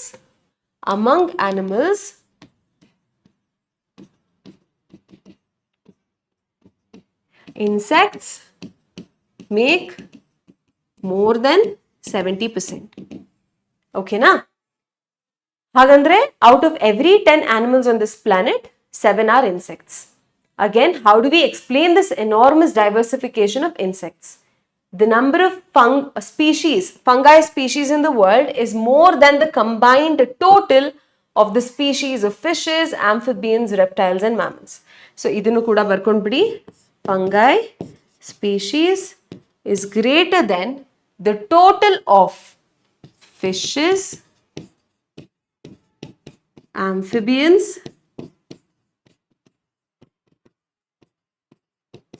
reptiles and mammals. ಈ 4 vertebrate group fishes, amphibians, reptiles, mammals ಇದಕ್ಕಿಂತ ಈ ಎಲ್ಲಾ species ಡೈವರ್ಸಿಟಿನ add ಮಾಡಿ ಏನ್ some ಸಿಗುತ್ತೆ ಅದಕ್ಕಿಂತ ಜಾಸ್ತಿ diversity ಬರೀ ಫಂಗೈದೆ. ಇದನ್ನ ನಿಮ್ಗೆ ಕಷ್ಟ ಆದ್ರೆ ನೆನ್ಪಿಟ್ಕೊಳ್ಳೋದಕ್ಕೆ ಫಾರ್ಮ್ ಅಂತ ನೆನ್ಪಿಟ್ಕೊಳ್ಳಿ ಆಯ್ತಾ. Fishes, amphibians, reptiles, mammals. ಓಕೆನಾ? ಸೊ ಈ ರೀತಿ ಕ್ವೆಶನ್ಸ್ ಬಂದ್ರೆ ನಿಮ್ಗೆ ಈಸಿಯಾಗಿ ಆನ್ಸರ್ ಮಾಡೋದಕ್ಕಾಗತ್ತೆ. ಇಲ್ಲೊಂದು ಮರ್ತು ಹೋಗ್ಬಿಟ್ಟೆ, ರಾಬರ್ಟ್ ಮೇ ಅವರು ಎಷ್ಟು ಎಸ್ಟಿಮೇಟ್ ಮಾಡಿದ್ರು ಅನ್ನೋ ಒಂದು ಕ್ವೆಶನ್ ಇತ್ತು. 2020 ಕೇಳಿದ್ರು. ಸುಮಾರು 7 ಮಿಲಿಯನ್ ಇರ್ಬೋದು ಟೋಟಲ್ ಸ್ಪೀಶೀಸ್ ಡೈವರ್ಸಿಟಿ ಗ್ಲೋಬಲಿ ಅನ್ನೋದು ನೆನ್ಪಿಟ್ಕೊಳ್ಳಿ. ಓಕೆ, ನಾವ್ ಲೆಟ್ಸ್ ಮೂವ್ ಆನ್. ಕೆಲವೊಂದು ಈ ರೀತಿಯ ಪೈ ಚಾರ್ಟ್ಸ್ನೆಲ್ಲ ಕೊಟ್ಟಿದ್ದಾರೆ, ಅದನ್ನ ಕೂಡ ನೋಡ್ಕೊಂಡಿರಿ. ಸೊ ಟೋಟಲಿ ಇನ್ವರ್ಟಿಬ್ರೇಟ್ಸ್ ನಾವು ನೋಡಿದ್ರೆ, ಆನಿಮಲ್ಸ್ ನಲ್ಲಿ ಇನ್ವರ್ಟಿಬ್ರೇಟ್ಸ್ ನ ಕನ್ಸಿಡರ್ ಮಾಡಿದ್ರೆ, ಇನ್ವರ್ಟಿಬ್ರೇಟ್ಸ್ ಎಲ್ಲ ಯಾವುದು ನೀವು ಆನಿಮಲ್ ಕಿಂಗ್ಡಮ್ ಅಲ್ಲಿ ಓದಿದಿರಾ? ಪೋರಿಫೆರಾ, ಆಮೇಲೆ ಸೀಲೆಂಟ್ರೇಟಾ ಅಥವಾ ನಿಡೇರಿಯಾ, ಟೀನೋಫೋರಾ, ಪ್ಲಾಟಿ ಹೆಲ್ಮೆಂಥಸ್, ಇದೆಲ್ಲ ಕೂಡ ಇನ್ವರ್ಟಿಬ್ರೇಟ್ಸ್ ಅಲ್ವಾ. ಎಕೈನೋಡರ್ಮ್ಯಾಟಾ ಇದೆಲ್ಲ ಇನ್ವರ್ಟಿಬ್ರೇಟ್ಸ್. ಫಸ್ಟ್ ಇನ್ವರ್ಟಿಬ್ರೇಟ್ ಗ್ರೂಪ್ಸ್ ನಾವು ಕನ್ಸಿಡರ್ ಮಾಡಿದ್ರೆ ಮ್ಯಾಕ್ಸಿಮಮ್ ಮೆಜಾರಿಟಿ ಆಬ್ವಿಯಸ್ಲಿ ಅದರಲ್ಲಿ ಇನ್ಸೆಕ್ಟ್ಸೇ ಬರುತ್ತೆ. ನೆಕ್ಸ್ಟ್ ಹೈಯೆಸ್ಟ್ ಯಾವ್ದಿದೆ ಅಂತ ಅಂದ್ರೆ ಮೊಲಸ್ಕ್ಸ್, ಅದಾದ್ಮೇಲೆ crustaceans which are also arthropods. ಅದೆಲ್ಲ ಆದ್ಮೇಲೆ ಮಿಕ್ಕಿರೋ ಈ ಪೋರ್ಷನ್ ಅಲ್ಲಿ ಮಿಕ್ಕಿರುವಂತಹ animal groups including your chordates, vertebrates ಮತ್ತೆ ಬೇರೆ ಇನ್ವರ್ಟಿಬ್ರೇಟ್ಸ್ ಎಲ್ಲ ಕೂಡ ಈ ಗ್ರೂಪ್ ನಲ್ಲಿ ಬರುತ್ತೆ. ಮೆಜಾರಿಟಿ ಇರೋದು ಇನ್ಸೆಕ್ಟ್ಸ್, ಆಲ್ರೆಡಿ ಹೇಳಿದ್ದೀನಿ ನಾನು ಅದನ್ನ. ವರ್ಟಿಬ್ರೇಟ್ಸ್ ಅಲ್ಲಿ ಫಿಶಸ್ ಮ್ಯಾಕ್ಸಿಮಮ್ ಸ್ಪೀಶೀಸ್ ಡೈವರ್ಸಿಟಿ ಇರೋದು, ಆಮೇಲೆ ಬರ್ಡ್ಸ್, ಆಮೇಲೆ ರೆಪ್ಟೈಲ್ಸ್, ಆಮೇಲೆ ಆಂಫಿಬಿಯನ್ಸ್, ಆಮೇಲೆ ಮ್ಯಾಮಲ್ಸ್. ಸೊ ಇದನ್ನ ನಾನು FB ರಾಮ್ ಅಂತ ನೆನ್ಪಿಟ್ಕೊಳ್ತೀನಿ. ಫಸ್ಟ್ ಫಿಶಸ್, ಆಮೇಲೆ ಬರ್ಡ್ಸ್, ಆಮೇಲೆ ರೆಪ್ಟೈಲ್ಸ್, ಆಮೇಲೆ ಆಂಫಿಬಿಯನ್ಸ್, ಆಮೇಲೆ ಮ್ಯಾಮಲ್ಸ್. ಲೀಸ್ಟ್ ಬಯೋಡೈವರ್ಸಿಟಿ ಇರೋದು ಮ್ಯಾಮಲ್ಸ್. ಓಕೆನಾ? ಇವಾಗ ನಾವು ಪ್ಲಾಂಟ್ಸ್ ನ ಕನ್ಸಿಡರ್ ಮಾಡಿದ್ರೆ, ಆಲ್ರೆಡಿ ಹೇಳಿದೀನಿ ಈ ಚಾಪ್ಟರ್ ಅಲ್ಲಿ ಪ್ಲಾಂಟ್ಸ್ ಕೆಳಗೆ ಫಂಗೈನು ಗ್ರೂಪ್ ಮಾಡ್ಕೊಳ್ತೀವಿ ಅಂತ. ಸೊ ಫಂಗೈ ಮತ್ತೆ ಏಂಜಿಯೋಸ್ಪರ್ಮ್ಸ್ ಎರಡು ಸುಮಾರು ಸಿಮಿಲರ್ ಆಗಿರೋ ಬಯೋಡೈವರ್ಸಿಟಿನೇ ಇರುತ್ತೆ, ಸ್ಪೀಶೀಸ್ ಡೈವರ್ಸಿಟಿ. ಫಂಗಲ್ ಇದ್ರೆ ಸ್ವಲ್ಪ ಜಾಸ್ತಿ ಇರ್ಬೋದು. ನೆಕ್ಸ್ಟ್ ಬರೋದು ಆಲ್ಗೆ, ಆಮೇಲೆ ಮಾಸಸ್ಸು, ಫರ್ನ್ಸು, ಲೈಕೆನ್ಸು ಇದೆಲ್ಲ ಕೂಡ ಬರುತ್ತೆ. ಸೊ ಅದರದ್ದೆಲ್ಲ ಕೂಡ ಕಂಪ್ಯಾರಿಟಿವ್ಲಿ ಕಡಿಮೆ ಇದೆ ಸ್ಪೀಶೀಸ್ ಡೈವರ್ಸಿಟಿ. ಓಕೆ, ಸೊ ಇದನ್ನೆಲ್ಲ ನೀವು ನೋಡ್ಕೊಳ್ಳಿ. ನೆಕ್ಸ್ಟ್ ಈ ಎಸ್ಟಿಮೇಟ್ ಬಗ್ಗೆ ನಾವು ಏನೆಲ್ಲ ಮಾತಾಡ್ತಾ ಇದ್ದೀವಿ, ರಾಬರ್ಟ್ ಮೇ ಅವರ ಎಸ್ಟಿಮೇಟ್ 7 ಮಿಲಿಯನ್ ಇದೆಲ್ಲ, ಇದರಲ್ಲಿ ನಾವು ಪ್ರೊಕ್ಯಾರಿಯೋಟ್ಸ್ ನ ಕನ್ಸಿಡರ್ ಮಾಡಿಲ್ಲ ಆಯ್ತಾ. ಬಯಾಲಜಿಸ್ಟ್ಗೆ ಇನ್ನ ಪಕ್ಕ ಕ್ಲಾರಿಟಿ ಇಲ್ಲ ಎಷ್ಟು ಪ್ರೊಕ್ಯಾರಿಯೋಟಿಕ್ ಸ್ಪೀಶೀಸ್ ಇರ್ಬೋದು ಅಂತ. ಏನಕ್ಕೆ ಅಂತ ಅಂದ್ರೆ, ಕನ್ವೆನ್ಷನಲ್ ಟ್ಯಾಕ್ಸಾನಮಿಕ್ ಮೆಥಡ್ಸ್ನ ನಾವು ಏನು ಪ್ಲಾಂಟ್ಸ್ಗೆ, ಆನಿಮಲ್ಸ್ಗೆ ಯೂಸ್ ಮಾಡ್ತೀವಿ ಅದನ್ನ ಮೈಕ್ರೋಬಿಯಲ್ ಸ್ಪೀಶೀಸ್ಗೆ ಯೂಸ್ ಮಾಡೋದಕ್ಕೆ ಸಾಧ್ಯ ಇಲ್ಲ. ಅಂಡ್ ಹಲವಾರು ಮೈಕ್ರೋಬಿಯಲ್ ಸ್ಪೀಶೀಸ್ ಲ್ಯಾಬ್ ಕಂಡೀಷನ್ಸ್ ನಲ್ಲಿ ಕಲ್ಚರ್ ಮಾಡೋದಕ್ಕೆ ಸಾಧ್ಯ ಆಗೋದಿಲ್ಲ. ಸೊ ಈ ಕಾರಣದಿಂದ ನಾವು ಪ್ರೊಕ್ಯಾರಿಯೋಟ್ಸ್ಗೆ ಎಷ್ಟು ಸ್ಪೀಶೀಸ್ ಇರ್ಬೋದು ಅದ್ರ ಬಗ್ಗೆ ನಮಗೊಂದು ಎಸ್ಟಿಮೇಟ್ ಇಲ್ಲ. If we accept biochemical or molecular criteria for delineating species for this group, then their diversity alone might run into millions. ಬರೀ ಪ್ರೊಕ್ಯಾರಿಯೋಟ್ಸ್ದೆ ಹಲವಾರು ಮಿಲಿಯನ್ಸ್ ಆಫ್ ಸ್ಪೀಶೀಸ್ ಇರ್ಬೋದು. ಓಕೆನಾ? ನೆಕ್ಸ್ಟ್ ನೋಡೋಣ. ಇವಾಗ ಇಂಡಿಯಾ ಬಗ್ಗೆ, ಈವರೆಗೆ ಗ್ಲೋಬಲಿ ಎಷ್ಟು ಸ್ಪೀಶೀಸ್ ಡೈವರ್ಸಿಟಿ ಇದೆ ಬಗ್ಗೆ ಮಾತಾಡಿದ್ವಿ, ಇವಾಗ ಇಂಡಿಯಾ ಬಗ್ಗೆ ಮಾತಾಡೋಣ. Okay, although India has only 2.4% of the world's land area. Over world land ಏರಿಯಾದಲ್ಲಿ India is a small country that occupies about 2.4% of land. ಅಷ್ಟೇ ಕಡಿಮೆ ಪರ್ಸೆಂಟೇಜ್ ಆಫ್ ಲ್ಯಾಂಡ್ ಏರಿಯಾ ಇದ್ರೂ ಕೂಡ ಅದ್ರ ಕಾಂಟ್ರಿಬ್ಯೂಷನ್ ನೀವು ನೋಡಿ ಸ್ಪೀಶೀಸ್ ಡೈವರ್ಸಿಟಿಗೆ ಇಟ್ ಈಸ್ ಅನ್ ಇಂಪ್ರೆಸಿವ್ 8.1%. ಕಡಿಮೆ ಏರಿಯಾ ಇದ್ರೂ ಕೂಡ ತುಂಬಾ ಬೇರೆ ಬೇರೆ ರೀತಿಯ ಸ್ಪೀಶೀಸ್ ಇದೆ ನಮ್ಮ ದೇಶದಲ್ಲಿ. ಹಾಗಾಗಿ it is very diverse in terms of species diversity, biodiversity ತುಂಬಾ ಜಾಸ್ತಿ ಇದೆ. ಆ ಕಾರಣದಿಂದ ವರ್ಲ್ಡ್ ನಲ್ಲೇ 12 ಮೆಗಾ ಡೈವರ್ಸಿಟಿ ಕಂಟ್ರೀಸ್ ಅಂತ ಡೆಸಿಗ್ನೇಟ್ ಮಾಡಿದ್ದಾರೆ. ಅದರಲ್ಲಿ ನಮ್ಮ ದೇಶ ಕೂಡ ಒಂದು. ಆಯ್ತಾ? ಯಾಕಂದ್ರೆ ನಮ್ದು ಚಿಕ್ಕ ಏರಿಯಾ ಇದ್ರೂ ಕೂಡ ತುಂಬಾ ಸ್ಪೀಶೀಸ್ ಡೈವರ್ಸಿಟಿ ಇದೆ. ಹಾಗಾಗಿ ಇದಕ್ಕೆ ಒಂದು ಮೆಗಾ ಡೈವರ್ಸಿಟಿ ಕಂಟ್ರಿ ಅಂತ ಕರಿತೀವಿ. ವರ್ಲ್ಡ್ ನಲ್ಲಿ 12 ಅಂತಹ ಮೆಗಾ ಡೈವರ್ಸಿಟಿ ಕಂಟ್ರೀಸ್ ಇದೆ. ಅದರಲ್ಲಿ ನಮ್ಮ ದೇಶ ಕೂಡ ಒಂದು. ಓಕೆ, ನಿಯರ್ಲಿ ನಮ್ಮ ದೇಶದ ಬಗ್ಗೆ ಮಾತಾಡೋಣ ಇವಾಗ. ನಮ್ಮ ದೇಶದಲ್ಲಿ ಸುಮಾರು 45,000 ಸ್ಪೀಶೀಸ್ ಆಫ್ ಪ್ಲಾಂಟ್ಸ್ ಇದೆ. ಅಂಡ್ ಅದಕ್ಕೆ ಡಬಲ್ ಸುಮಾರು 90,000 ಸ್ಪೀಶೀಸ್ ಆಫ್ ಆನಿಮಲ್ಸ್ ಈವರೆಗೆ ಡಿಸ್ಕ್ರೈಬ್ ಮಾಡಿ ರೆಕಾರ್ಡ್ ಆಗಿದೆ. ಇನ್ನ ಎಷ್ಟಿರ್ಬೋದು? ಡಿಸ್ಕವರ್ ಆಗದಿರೋದು ಎಷ್ಟಿರ್ಬೋದು? ರಾಬರ್ಟ್ ಮೇ ಅವರ ಎಸ್ಟಿಮೇಟ್ ಪ್ರಕಾರ ನಾವು ನೋಡಿದ್ರೆ 1.5 ಮಿಲಿಯನ್ ಇದೆ ಡಿಸ್ಕ್ರೈಬ್ ಆಗಿದೆ. ಅದರಲ್ಲಿ ಏನ್ ಹೇಳ್ತೀವಿ, ಟೋಟಲ್ 7 ಮಿಲಿಯನ್ ಇರ್ಬೋದು. ಆಯ್ತಾ? ಇನ್ನ ಡಿಸ್ಕ್ರೈಬ್ ಆಗದೆ ಇರೋದು. ಆ ಎಸ್ಟಿಮೇಟ್ ಪ್ರಕಾರ ನಾವಿಲ್ಲಿ ಕ್ಯಾಲ್ಕುಲೇಟ್ ಮಾಡಿದ್ರೆ ನಮ್ಗೆ ಗೊತ್ತಾಗುತ್ತೆ ಇನ್ನ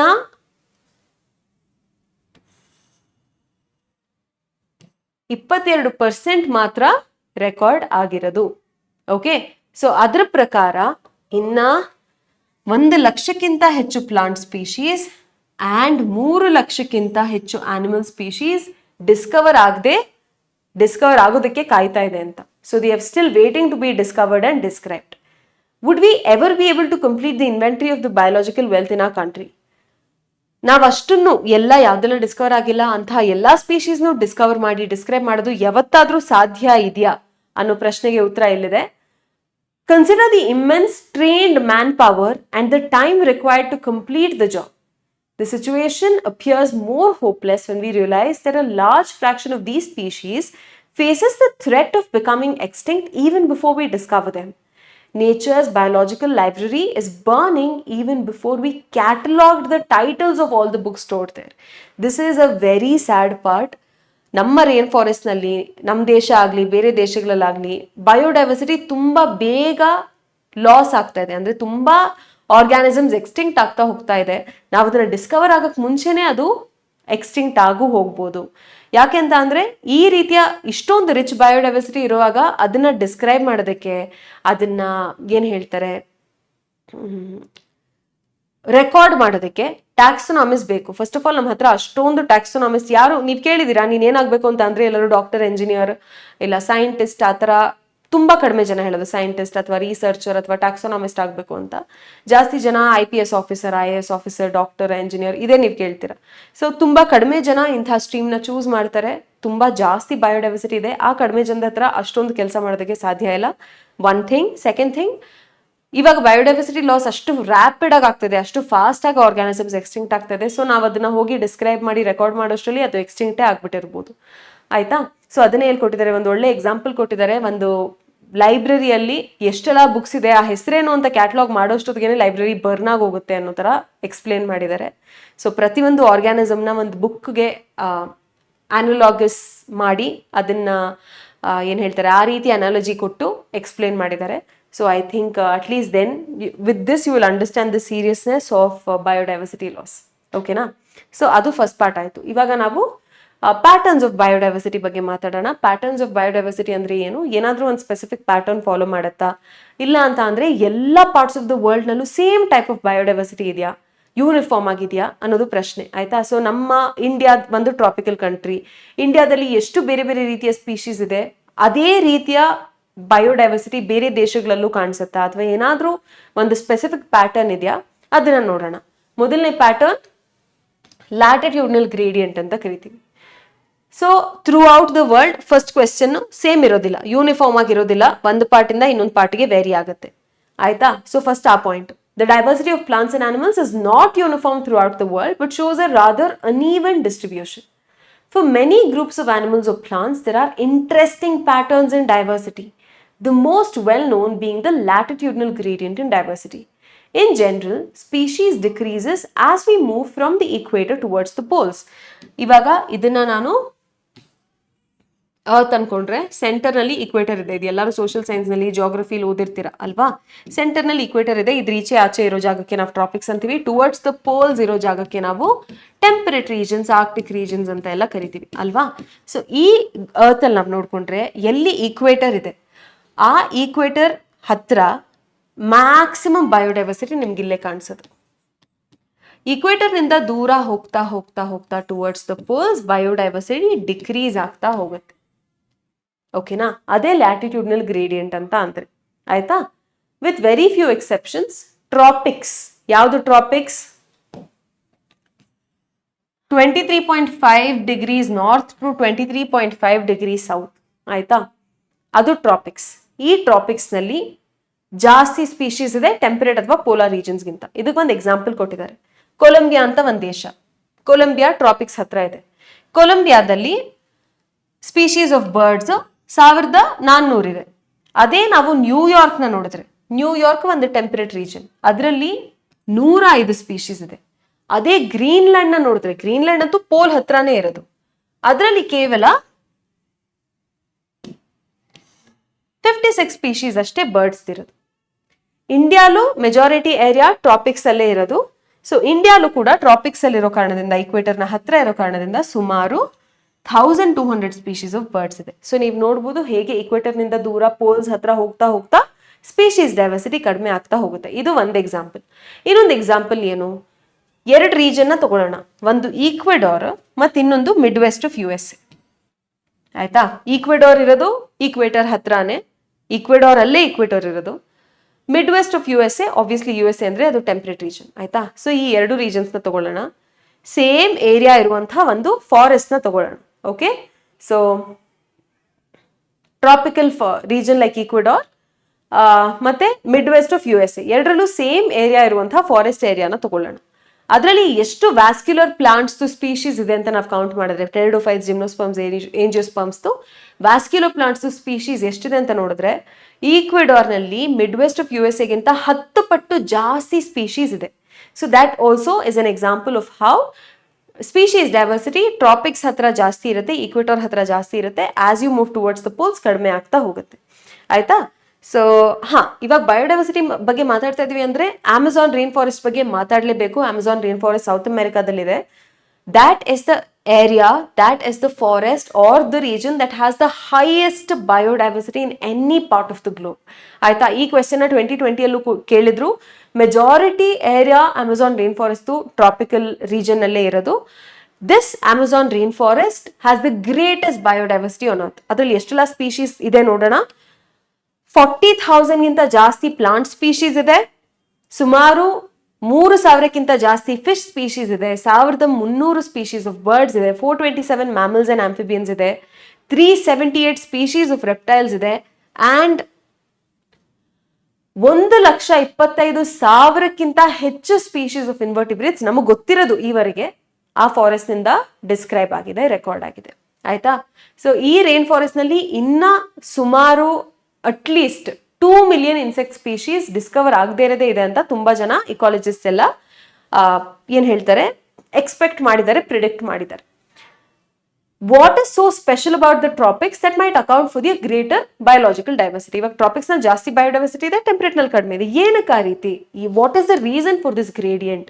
ಯಾಕೆ ಯೂನಿಫಾರ್ಮ್ ಆಗಿಲ್ಲ? ಅಥವಾ ಟ್ರಾಪಿಕ್ಸ್ ನಲ್ಲೇ ಕಡಿಮೆ ಇದ್ದು ಟೆಂಪರೇಟ್ ಅಲ್ಲಿ ಯಾಕೆ ಜಾಸ್ತಿ ಇಲ್ಲ? ಟ್ರಾಪಿಕ್ಸ್ ಅಲ್ಲಿ ಜಾಸ್ತಿ ಬಯೋಡೈವರ್ಸಿಟಿ ಇರೋದಕ್ಕೆ ಏನಾದ್ರೂ ರೀಸನ್ ಇದೆಯಾ? ಆ ಕ್ವೆಶ್ಚನ್ ನಾವು ಇವಾಗ ಆನ್ಸರ್ ಮಾಡೋಣ. ಇದಕ್ಕೆ 3 ಕಾರಣ ಇದೆ. ಮೊದಲನೇ ಕಾರಣ ಏನು ಅಂತ ಅಂದ್ರೆ ಸ್ಪೀಸಿಯೇಷನ್. ಸ್ಪೀಸಿಯೇಷನ್ ಅಂದ್ರೆ ಹೊಸ ಸ್ಪೀಶೀಸ್ ಫಾರ್ಮ್ ಆಗೋದು. ಇದನ್ನ ನೀವು ಎವಲ್ಯೂಷನ್ ಚಾಪ್ಟರ್ ಕಲ್ತಿರ್ಬೋದು. ಸೊ ಹೊಸ ಸ್ಪೀಶೀಸ್ ಫಾರ್ಮ್ ಆಗಬೇಕು, ಸ್ಪೀಸಿಯೇಷನ್ ಆಗಬೇಕು ಅಂತ ಅಂದ್ರೆ ಕೆಲವೊಮ್ಮೆ ತುಂಬಾ ರೇರ್ ಆಗಿ ಮ್ಯೂಟೇಷನ್ಸ್ ನಿಂದ ಆಗ್ಬೋದು, ಅವಾಗ ಸಡನ್ ಆಗಿ ಆಗುತ್ತೆ. ಬಟ್ ನಾರ್ಮಲ್ ಆಗಿ ಮೆಜಾರಿಟಿ ಆಫ್ ದ ಟೈಮ್ಸ್ ಹೊಸ ಸ್ಪೀಶೀಸ್ ಫಾರ್ಮ್ ಆಗಬೇಕು ಅಂದ್ರೆ ಅದು ತುಂಬಾ ಟೈಮ್ ತಗೊಳ್ಳುವಂಥದ್ದು. ಇವತ್ತು ನಾವು ರಾಮಪಿಥೆಕಸ್ ಆಗಿದ್ವಿ, ನಾಳೆ ಮಾಡರ್ನ್ ಡೇ ಹ್ಯೂಮನ್ ಆಗ್ಲಿಲ್ಲ ಅಲ್ವಾ. So it took millions of years. So speciation ಆಗ್ಬೇಕಂದ್ರೆ ಟೈಮ್ ಬೇಕು ಆಯ್ತಾ.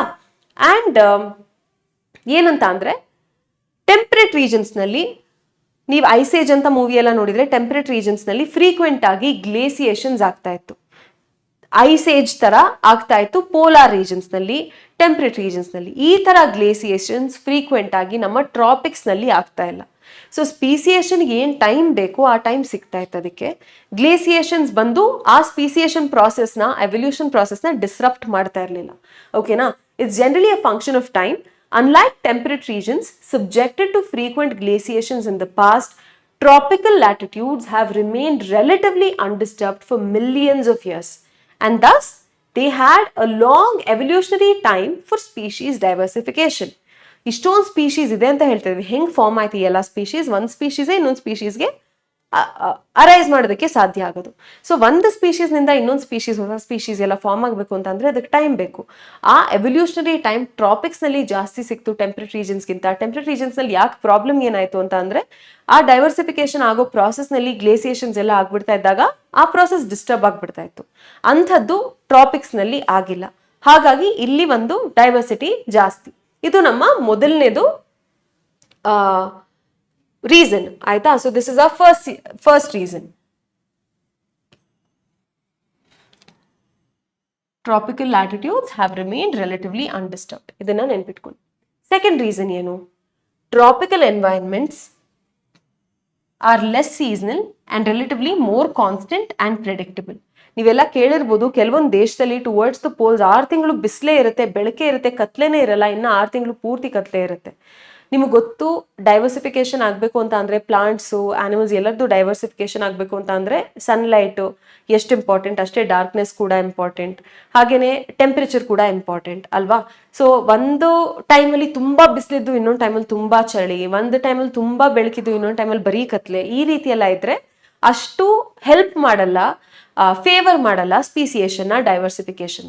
ನಾವು ಟೆಂಪರೇಟ್ ಟ್ರಾಪಿಕ್ಸ್ನ ಕಂಪೇರ್ ಮಾಡಿದ್ರೆ ಟೆಂಪರೇಟ್ ರೀಜನ್ಸ್ನಲ್ಲಿ ಪ್ರಿಡಿಕ್ಟಬಲ್ ಎನ್ವೈರನ್ಮೆಂಟ್ ಇಲ್ಲ. ತುಂಬ ಫ್ರೀಕ್ವೆಂಟ್ ಆಗಿ ಸೀಸನ್ಸ್ ಎಲ್ಲ ತುಂಬ ಡ್ರಾಸ್ಟಿಕ್ ಆಗಿ ಚೇಂಜ್ ಆಗುತ್ತೆ. ಆ ರೀತಿ ನಾವು ಟ್ರಾಪಿಕ್ಸ್ ಅಲ್ಲಿ ನೋಡೋದಿಲ್ಲ. ಸಮ್ಮರಲ್ಲಿ, ವಿಂಟರಲ್ಲಿ ಫ್ಯೂ ಡಿಗ್ರೀಸ್ ಅಷ್ಟು ಡಿಫ್ರೆನ್ಸ್ ನಾವು ನೋಡ್ತೀವಿ, ಬಟ್ ಟೆಂಪರೇಟ್ ಅಷ್ಟು ನಾವು ಸೀಸನಲ್ ವೇರಿಯೇಷನ್ಸ್ನ ನೋಡೋದಿಲ್ಲ. ಓಕೆನಾ? So tropical environments, unlike temperate ones, are less seasonal, relatively more constant and predictable. ಈ ರೀತಿ ಕಾನ್ಸ್ಟೆಂಟ್ ಎನ್ವೈರನ್ಮೆಂಟ್ ನಾವು ಕೊಡ್ತಿದ್ದ ಹಾಗೆ ನೀಶ್ ಸ್ಪೆಷಲೈಸೇಷನ್ ಆಗುತ್ತೆ. ಹಾಗಾಗಿ ಸ್ಪೀಶೀಸ್ ಡೈವರ್ಸಿಟಿ ಕೂಡ ಆಗುತ್ತೆ. ಹೇಗೆ? ಇವಾಗ ಫಾರ್ ಎಕ್ಸಾಂಪಲ್, ನೀವೊಂದು ಚಾಪ್ಟರ್ನ ಕರೆಕ್ಟಾಗಿ ಕಲ್ತ್ಕೊಳ್ಬೇಕು ಅಂತ ಅಂದ್ರೆ, ಅದ್ರ ಕಾನ್ಸೆಪ್ಟ್ಸ್ ಎಲ್ಲ ಕರೆಕ್ಟಾಗಿ ಓದಬೇಕು ಅಂತ ಅಂದ್ರೆ ಅದ್ರ ಬಗ್ಗೆ ಗಮನ, ಟೈಮ್ ಕೊಟ್ಟು ಓದಿದ್ರೆ ನಿಮ್ಗೆ ಚೆನ್ನಾಗಿ ಸ್ಪೆಷಲೈಸ್ ಆಗ್ತೀರಾ ಅದರಲ್ಲಿ ಅಲ್ವಾ. ಅದೇ ರೀತಿ ಇವಾಗ ಬಯಾಲಜಿ ಕಲಿಸ್ತಾ ಇದ್ದೀನಿ, ಬಯೋಡೈವರ್ಸಿಟಿ ಅರ್ಧ ಪೇಜ್ ಓದಿದ್ರಿ, ಅಯ್ಯೋ ಇದು ಸಾಕು, ಇವಾಗ ಮ್ಯಾಥ್ಸ್ 3 ಪ್ರಾಬ್ಲಮ್ ಸಾಲ್ವ್ ಮಾಡೋಣ ಅದು ಸಾಕು, ಇವಾಗ ಕೆಮಿಸ್ಟ್ರಿ ಯಾವ್ದೋ ಕಾನ್ಸೆಪ್ಟ್ ಕಲಿಯೋಣ ಅಂತ ಅಂದ್ರೆ 3 ಸರಿಯಾಗಲ್ಲ ಅಲ್ವಾ. ಸೊ ಯಾವ್ದ್ರಲ್ಲೇ ಸ್ಪೆಷಲೈಸೇಷನ್ ಆಗಬೇಕು ಅಂತ ಅಂದ್ರೆ ಅದಕ್ಕೆ ತಕ್ಕಂತೆ ಟೈಮು, ಎಫರ್ಟು ಎಲ್ಲ ಕೂಡ ನಾವು ಕೊಡಬೇಕು. ಇದೇ ರೀತಿ ಒಂದು ಆರ್ಗ್ಯಾನಿಸಮ್ ಅದ್ರ ನೀಶ್ಗೆ ಅದು ಸ್ಪೆಷಲೈಸ್ ಆಗಬೇಕು ಅಂತ ಅಂದ್ರೆ ಅದನ್ನ ನಾವು ತುಂಬಾ ಚೇಂಜಸ್ ಮಾಡ್ತಾ ಇರಬಾರ್ದು, ಅದ್ರ ಟೈಮ್ ಟೇಬಲ್ ಅಲ್ಲಿ ತುಂಬಾ ಚೇಂಜಸ್ ಮಾಡ್ತಾ ಇರಬಾರ್ದು. ಸೊ ಇವತ್ತು ಸಮ್ಮರ್ ತರ ತುಂಬಾ ಬಿಸಿಲಿದೆ, ನಾಳೆ ತುಂಬಾ ಚಳಿ ಆಗ್ಬಾರ್ದು, ಇವತ್ತು ತುಂಬಾ ಬೆಳಕು ಕೊಟ್ಬಿಟ್ಟು ನಾಳೆ ಬೆಳಕೆ ಇಲ್ದಿರೋ ಹಂಗಾಗಬಾರ್ದು. ಆ ರೀತಿ ಆಗದಿದ್ದಾಗ ಅದು ಚೆನ್ನಾಗಿ ಸ್ಪೆಷಲೈಸ್ ಆಗುತ್ತೆ. ಚೆನ್ನಾಗಿ ಸ್ಪೆಷಲೈಸ್ ಆದಾಗ ಅದು ಸ್ಪೀಸಿಯೇಷನ್ ನ ಫೇವರ್ ಮಾಡುತ್ತೆ. ಹಾಗಾಗಿ ಡೈವರ್ಸಿಫಿಕೇಶನ್ ಹೆಚ್ಚಾಗುತ್ತೆ. ಆಯ್ತಾ? ಸೊ ಇದು ನಮ್ಮ 2ನೇ ರೀಸನ್. 3ನೇ ರೀಸನ್ ಏನು? ಸನ್ಲೈಟ್ ಜಾಸ್ತಿ ಇನ್ಸಿಡೆಂಟ್ ಆಗೋದು ನಮ್ಮ ಟ್ರಾಪಿಕ್ಸ್ ನಲ್ಲಿ ಕಂಪೇರ್ ಟು ಟೆಂಪರೇಟ್ ರೀಜನ್ಸ್. ಈ ಕಾರಣದಿಂದ ಸನ್ಲೈಟ್ ನಿಂದ ಪ್ರೊಡಕ್ಟಿವಿಟಿ ಹೆಚ್ಚಾಗುತ್ತೆ, ಪ್ಲಾಂಟ್ಸ್ ಅಲ್ಲಿ ಫೋಟೋಸಿಂಥಸಿಸ್ ಜಾಸ್ತಿ ಆಗುತ್ತೆ. ಫೋಟೋಸಿಂಥಸಿಸ್ ಪ್ರೊಡಕ್ಟಿವಿಟಿ ಜಾಸ್ತಿ ಆದಾಗ ನಮ್ಮ ಇಕೋಸಿಸ್ಟಮ್ ನಲ್ಲಿ ಬೇರೆ ಬೇರೆ ಸ್ಪೀಶೀಸ್ ನ ನಾವು ಸಪೋರ್ಟ್ ಮಾಡ್ಬೋದು ಪ್ರೊಡಕ್ಟಿವಿಟಿ ಹೆಚ್ಚಿದ್ದಾಗ. ಆ ಕಾರಣದಿಂದ ಇದು ಒಂದು ರೀಸನ್ ವೈ ಟ್ರಾಪಿಕ್ಸ್ ನಲ್ಲಿ ಬಯೋಡೈವರ್ಸಿಟಿ ಜಾಸ್ತಿ ಇದೆ ಟೆಂಪರೇಟ್ ರೀಜನ್ಸ್ಗಿಂತ. ಸೆಕೆಂಡ್ ನಾವು ನೋಡೋಣ ಸ್ಪೀಶೀಸ್ ಏರಿಯಾ ರಿಲೇಶನ್ಶಿಪ್ ಅಂತ. This was proposed by a person called Alexander von Humboldt ಅಂತ. ಇವರು ಜರ್ಮನ್ ನ್ಯಾಷನಲ್ ಅವರು, ಜರ್ಮನಿ ಅವರು. ಸೊ ಇವ್ರು ಏನ್ ಮಾಡಿದ್ರು ಅಂತ ಅಂದ್ರೆ ಸೌತ್ ಅಮೆರಿಕಾಲೇ ನಮ್ಮ ಅಮೆಜಾನ್ ರೈನ್ ಫಾರೆಸ್ಟ್ ಕೂಡ ಇರೋದು. ಸೌತ್ ಅಮೆರಿಕಾನ ಬೇರೆ ಬೇರೆ ಫಾರೆಸ್ಟ್ ನಲ್ಲಿ, ಬೇರೆ ಬೇರೆ ಕಾಡುಗಳಲ್ಲಿ ಎಕ್ಸ್ಪ್ಲೋರ್ ಮಾಡ್ತಾ ಇದ್ರು. ಅವಾಗ ಅವ್ರಿಗೇನ್ ಅನ್ಸ್ತು, ಅವ್ರೇನ್ ಫೈಂಡ್ ಮಾಡಿದ್ರು ಅಂತ ಅಂದ್ರೆ, ಒಂದು ರೀಜನ್ ಅಲ್ಲಿ ಸ್ಪೀಶೀಸ್ ರಿಚ್ನೆಸ್ ಇನ್ಕ್ರೀಸ್ ಆಗುತ್ತೆ with increasing the explored area, but only up to a limit. ಅಂದ್ರೆ ಹೇಗೆ? ಇಲ್ಲಿ ನೋಡಿ, ಈ ಗ್ರಾಫ್ ನಿಂದ ಅರ್ಥ ಮಾಡ್ಕೊಳ್ಬಹುದು. ಎಕ್ಸ್ ಆಕ್ಸಿಸ್ ನಲ್ಲಿ ಏರಿಯಾ ಇದೆ, ವೈ ಆಕ್ಸಿಸ್ ನಲ್ಲಿ ಸ್ಪೀಶೀಸ್ ರಿಚ್ನೆಸ್ ಇದೆ. ಸೊ ನಾವು ಒಂದು ಏರಿಯಾದಲ್ಲಿ ಇಷ್ಟು ರೀಜನ್ ಮಾತ್ರ ನಾವು ಕವರ್ ಮಾಡ್ತಾ ಇದೀವಿ ಅಂತ ಅಂದ್ರೆ ಸ್ಪೀಶೀಸ್ ರಿಚ್ನೆಸ್ ಕಡಿಮೆನೇ ಇರುತ್ತೆ. ನಾವು ಏರಿಯಾ ಹೆಚ್ಚು ಮಾಡ್ತಿದ್ದ ಹಾಗೆ ಸ್ಪೀಶೀಸ್ ರಿಚ್ನೆಸ್ ಕೂಡ ಜಾಸ್ತಿ ಆಗ್ತಾ ಹೋಗುತ್ತೆ. ಇದು ಜಾಸ್ತಿ ಆಗ್ತಾ ಫಾರ್ ಎವರ್ ಇನ್ಕ್ರೀಸ್ ಆಗ್ತಾ ಹೋಗಲ್ಲ, up to an extent increase ಆಗುತ್ತೆ ಅಂತ ಅವ್ರು ಹೇಳ್ತಾರೆ. ಆಯ್ತಾ? ಸೊ ಇದು ಬೇರೆ ಬೇರೆ ಸ್ಪೀಶೀಸ್ಗೆ ನಾವು ಪ್ಲಾಟ್ ಮಾಡಿದಾಗ ಇಂಥ ಗ್ರಾಫ್ ನಮ್ಗೆ ಗೊತ್ತಾಗಿದ್ದು ಏನು ಅಂತ ಅಂದ್ರೆ, ಈ ಗ್ರಾಫ್ ಬೇರೆ ಬೇರೆ ಸ್ಪೀಶೀಸ್ಗೆ ನಮಗೊಂದು ರೆಕ್ಟಾಂಗ್ಯುಲರ್ ಹೈಪರ್ಬೋಲಾ ಬರುತ್ತೆ ಅಂತ. ಸೊ ಈ ರೆಕ್ಟಾಂಗ್ಯುಲರ್ ಹೈಪರ್ಬೋಲಾದು ಏನು ಹೇಳ್ತೀವಿ ನಾವು, ಈಕ್ವೇಶನ್ ಏನು ಅಂದ್ರೆ by convention it is S is equal to CA to the power of Z. ಇಲ್ಲಿ S ಏನು, S is your species richness, A ಏನು area, Z is your slope, C is the y intercept. ಓಕೆನಾ? So S is equal to CA to the power of Z. ಇದನ್ನೇ ನಾವು logarithmic scale ನಲ್ಲಿ plot ಮಾಡಿದ್ರೆ ನಮಗೊಂದು linear equation ಸಿಗುತ್ತೆ, ಒಂದು straight line ಸಿಗುತ್ತೆ ಅಲ್ವಾ. y is equal to mx plus c, that is your linear equation, right? So ಇದನ್ನ ನಾವು ಲಾಗರಿಥಮಿಕ್ ಸ್ಕೇಲ್ ಮೇಲೆ ಪ್ಲಾಟ್ ಮಾಡಿದಾಗ we get a straight line, and that is described by the equation log s is equal to log c plus z log a. Okay, so ಇಲ್ಲಿ s again is the species richness, a is your area, z is the slope, and c is the y intercept. ಓಕೆನಾ? So ಈ z slope ಏನಿದೆ ಜಾಸ್ತಿ steep ಆದಾಗ ಏನ್ ಅರ್ಥ ಅಂತ ಅಂದ್ರೆ, ಪ್ರತಿ ಸ್ವಲ್ಪ ಏರಿಯಾ ಇನ್ಕ್ರೀಸ್ ಮಾಡ್ತಿದ್ದ ಹಾಗೆ ಜಾಸ್ತಿ ಸ್ಪೀಶೀಸ್ ಸಿಗ್ತಾ ಇದೆ ಅಂತ ಅರ್ಥ. ಇದು ಸ್ವಲ್ಪ ಸ್ಟೀಪ್ ಆಗಿಲ್ಲ ಅಂತ ಅಂದ್ರೆ ಸ್ಪೀಶೀಸ್ ಡೈವರ್ಸಿಟಿ ಏರಿಯಾ ರಿಲೇಷನ್ ಅಲ್ಲಿ ತುಂಬಾ ಜಾಸ್ತಿ ಇನ್ಕ್ರೀಸ್ ಆಗ್ತಾ ಇಲ್ಲ ಅಂತ. ಓಕೆನಾ? ಸೊ ಈಕೋಲಾಜಿಸ್ಟ್ ಏನ್ ಡಿಸ್ಕವರ್ ಮಾಡಿದ್ದಾರೆ ಅಂತ ಅಂದ್ರೆ, ಈ ಝೆಡ್ ನ ವ್ಯಾಲ್ಯೂ, ಈ ಸ್ಲೋಪ್ ನ ವ್ಯಾಲ್ಯೂ ಸಾಕಷ್ಟು ಟ್ಯಾಕ್ಸೋನಾಮಿಕ್ ಗ್ರೂಪ್ಸ್ಗೆ ಸುಮಾರು 0.1 to 0.2 ಆ ರೇಂಜ್ ನಲ್ಲೇ ಇರುತ್ತೆ. ಇದು it does not depend on ಯಾವ ದೇಶದಲ್ಲಿ ನಾವು ಹುಡುಕ್ತಾ ಇದೀವಿ, ಯಾವ ಟ್ಯಾಕ್ಸೋನಾಮಿಕ್ ಗ್ರೂಪ್ ನ ಕನ್ಸಿಡರ್ ಮಾಡ್ತಾ ಇದೀವಿ, ಅದ್ರ ಮೇಲೆ ಮ್ಯಾಟರ್ ಆಗಲ್ಲ. ಎಲ್ಲೇ ಯಾವುದೇ ವರ್ಲ್ಡ್ ನ ಯಾವುದೇ ಭಾಗದಲ್ಲಿ ಹೋಗಿ ಯಾವ ಟ್ಯಾಕ್ಸೋನಾಮಿಕ್ ಗ್ರೂಪ್ ನ ನೀವು ಸ್ಟಡಿ ಮಾಡ್ತಿದ್ರು ಕೂಡ ಅದರ ವ್ಯಾಲ್ಯೂ ಮೆಜಾರಿಟಿ 0.1 to 0.2 ಆ ರೇಂಜ್ ನಲ್ಲಿ ಝೆಡ್ ವ್ಯಾಲ್ಯೂ ಇರುತ್ತೆ. ಅದು ಬ್ರಿಟನ್ ನಲ್ಲಿ ಪ್ಲಾಂಟ್ಸ್ ನ ಕನ್ಸಿಡರ್ ಮಾಡ್ತಾ ಇರುವಾಗ ಆಗಿರ್ಬೋದು, ಕ್ಯಾಲಿಫೋರ್ನಿಯಾದಲ್ಲಿ ಬರ್ಡ್ಸ್ ನ, ನ್ಯೂಯಾರ್ಕ್ ನಲ್ಲಿ ಮೊಲಸ್ಕ್ಸ್ ನ, ಈ ರೀತಿ ಯಾವುದೇ ಜಾಗದಲ್ಲಿ ಯಾವುದೇ ಟ್ಯಾಕ್ಸೋನಾಮಿಕ್ ಗ್ರೂಪ್ ನ ಕನ್ಸಿಡರ್ ಮಾಡ್ತಾ ಇದ್ರು ಅದ್ರ ವ್ಯಾಲ್ಯೂ ಅಷ್ಟೇ ಇರುತ್ತೆ. ಬಟ್ ತುಂಬಾ ದೊಡ್ಡ ಏರಿಯಾಸ್, ತುಂಬಾ large areas like entire continents ನ ಸ್ಟಡಿ ಮಾಡಿದಾಗ ಅವಾಗ ಸ್ಟೀಪ್ ಆಗಿರುತ್ತೆ, ಸ್ಲೋಪ್ ಸ್ವಲ್ಪ ಸ್ಟೀಪ್ ಆಗಿ ಹೋಗ್ಬಿಡುತ್ತೆ. ಅವಾಗ ಝೆಡ್ ವ್ಯಾಲ್ಯೂ 0.6 ಇಂದ 1.2 ತನಕ ಕೂಡ ಹೋಗ್ಬೋದು.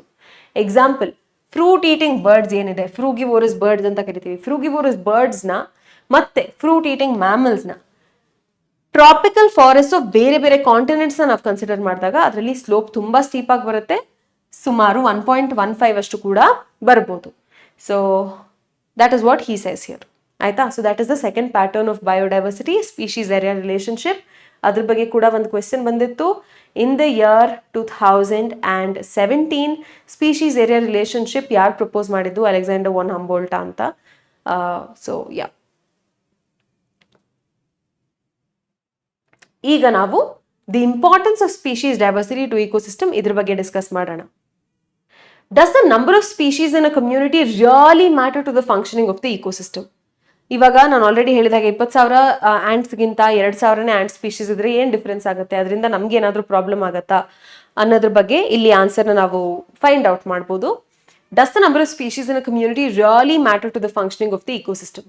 This is a question for which ecologists have not been able to give a definitive answer.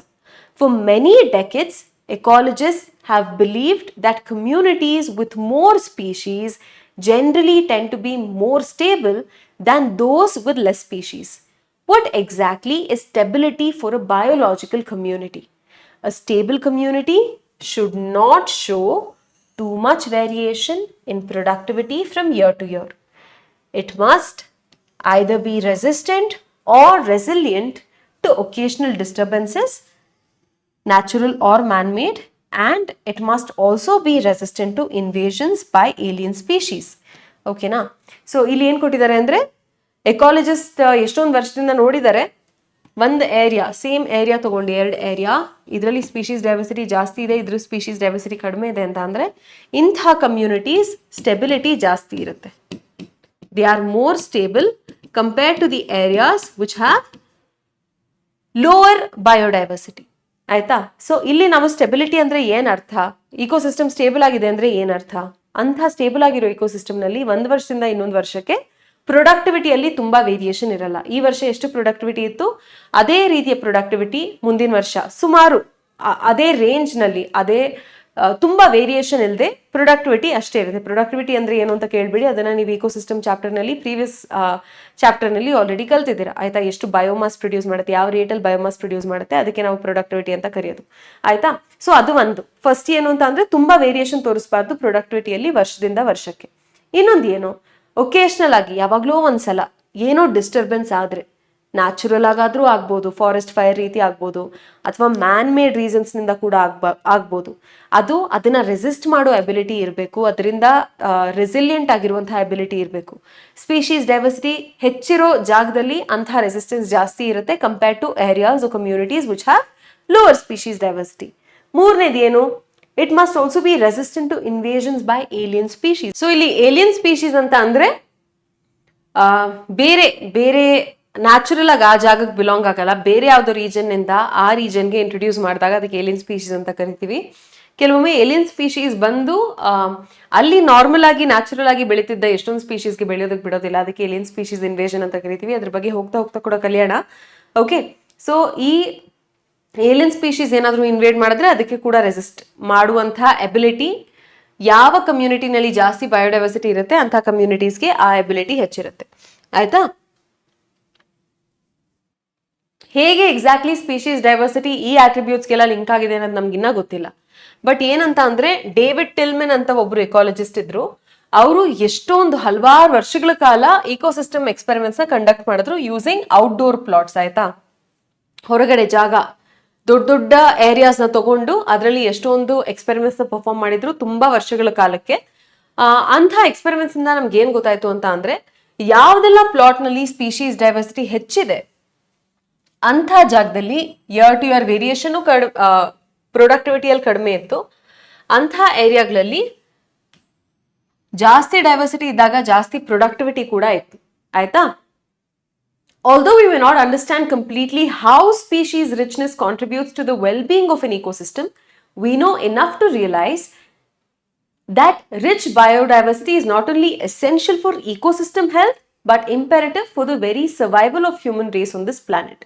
At a time when we are losing species at an alarming pace, one might ask, does it really matter if a few species become extinct? Would Western Ghats ecosystems be less functional if one of its tree frog species is lost forever?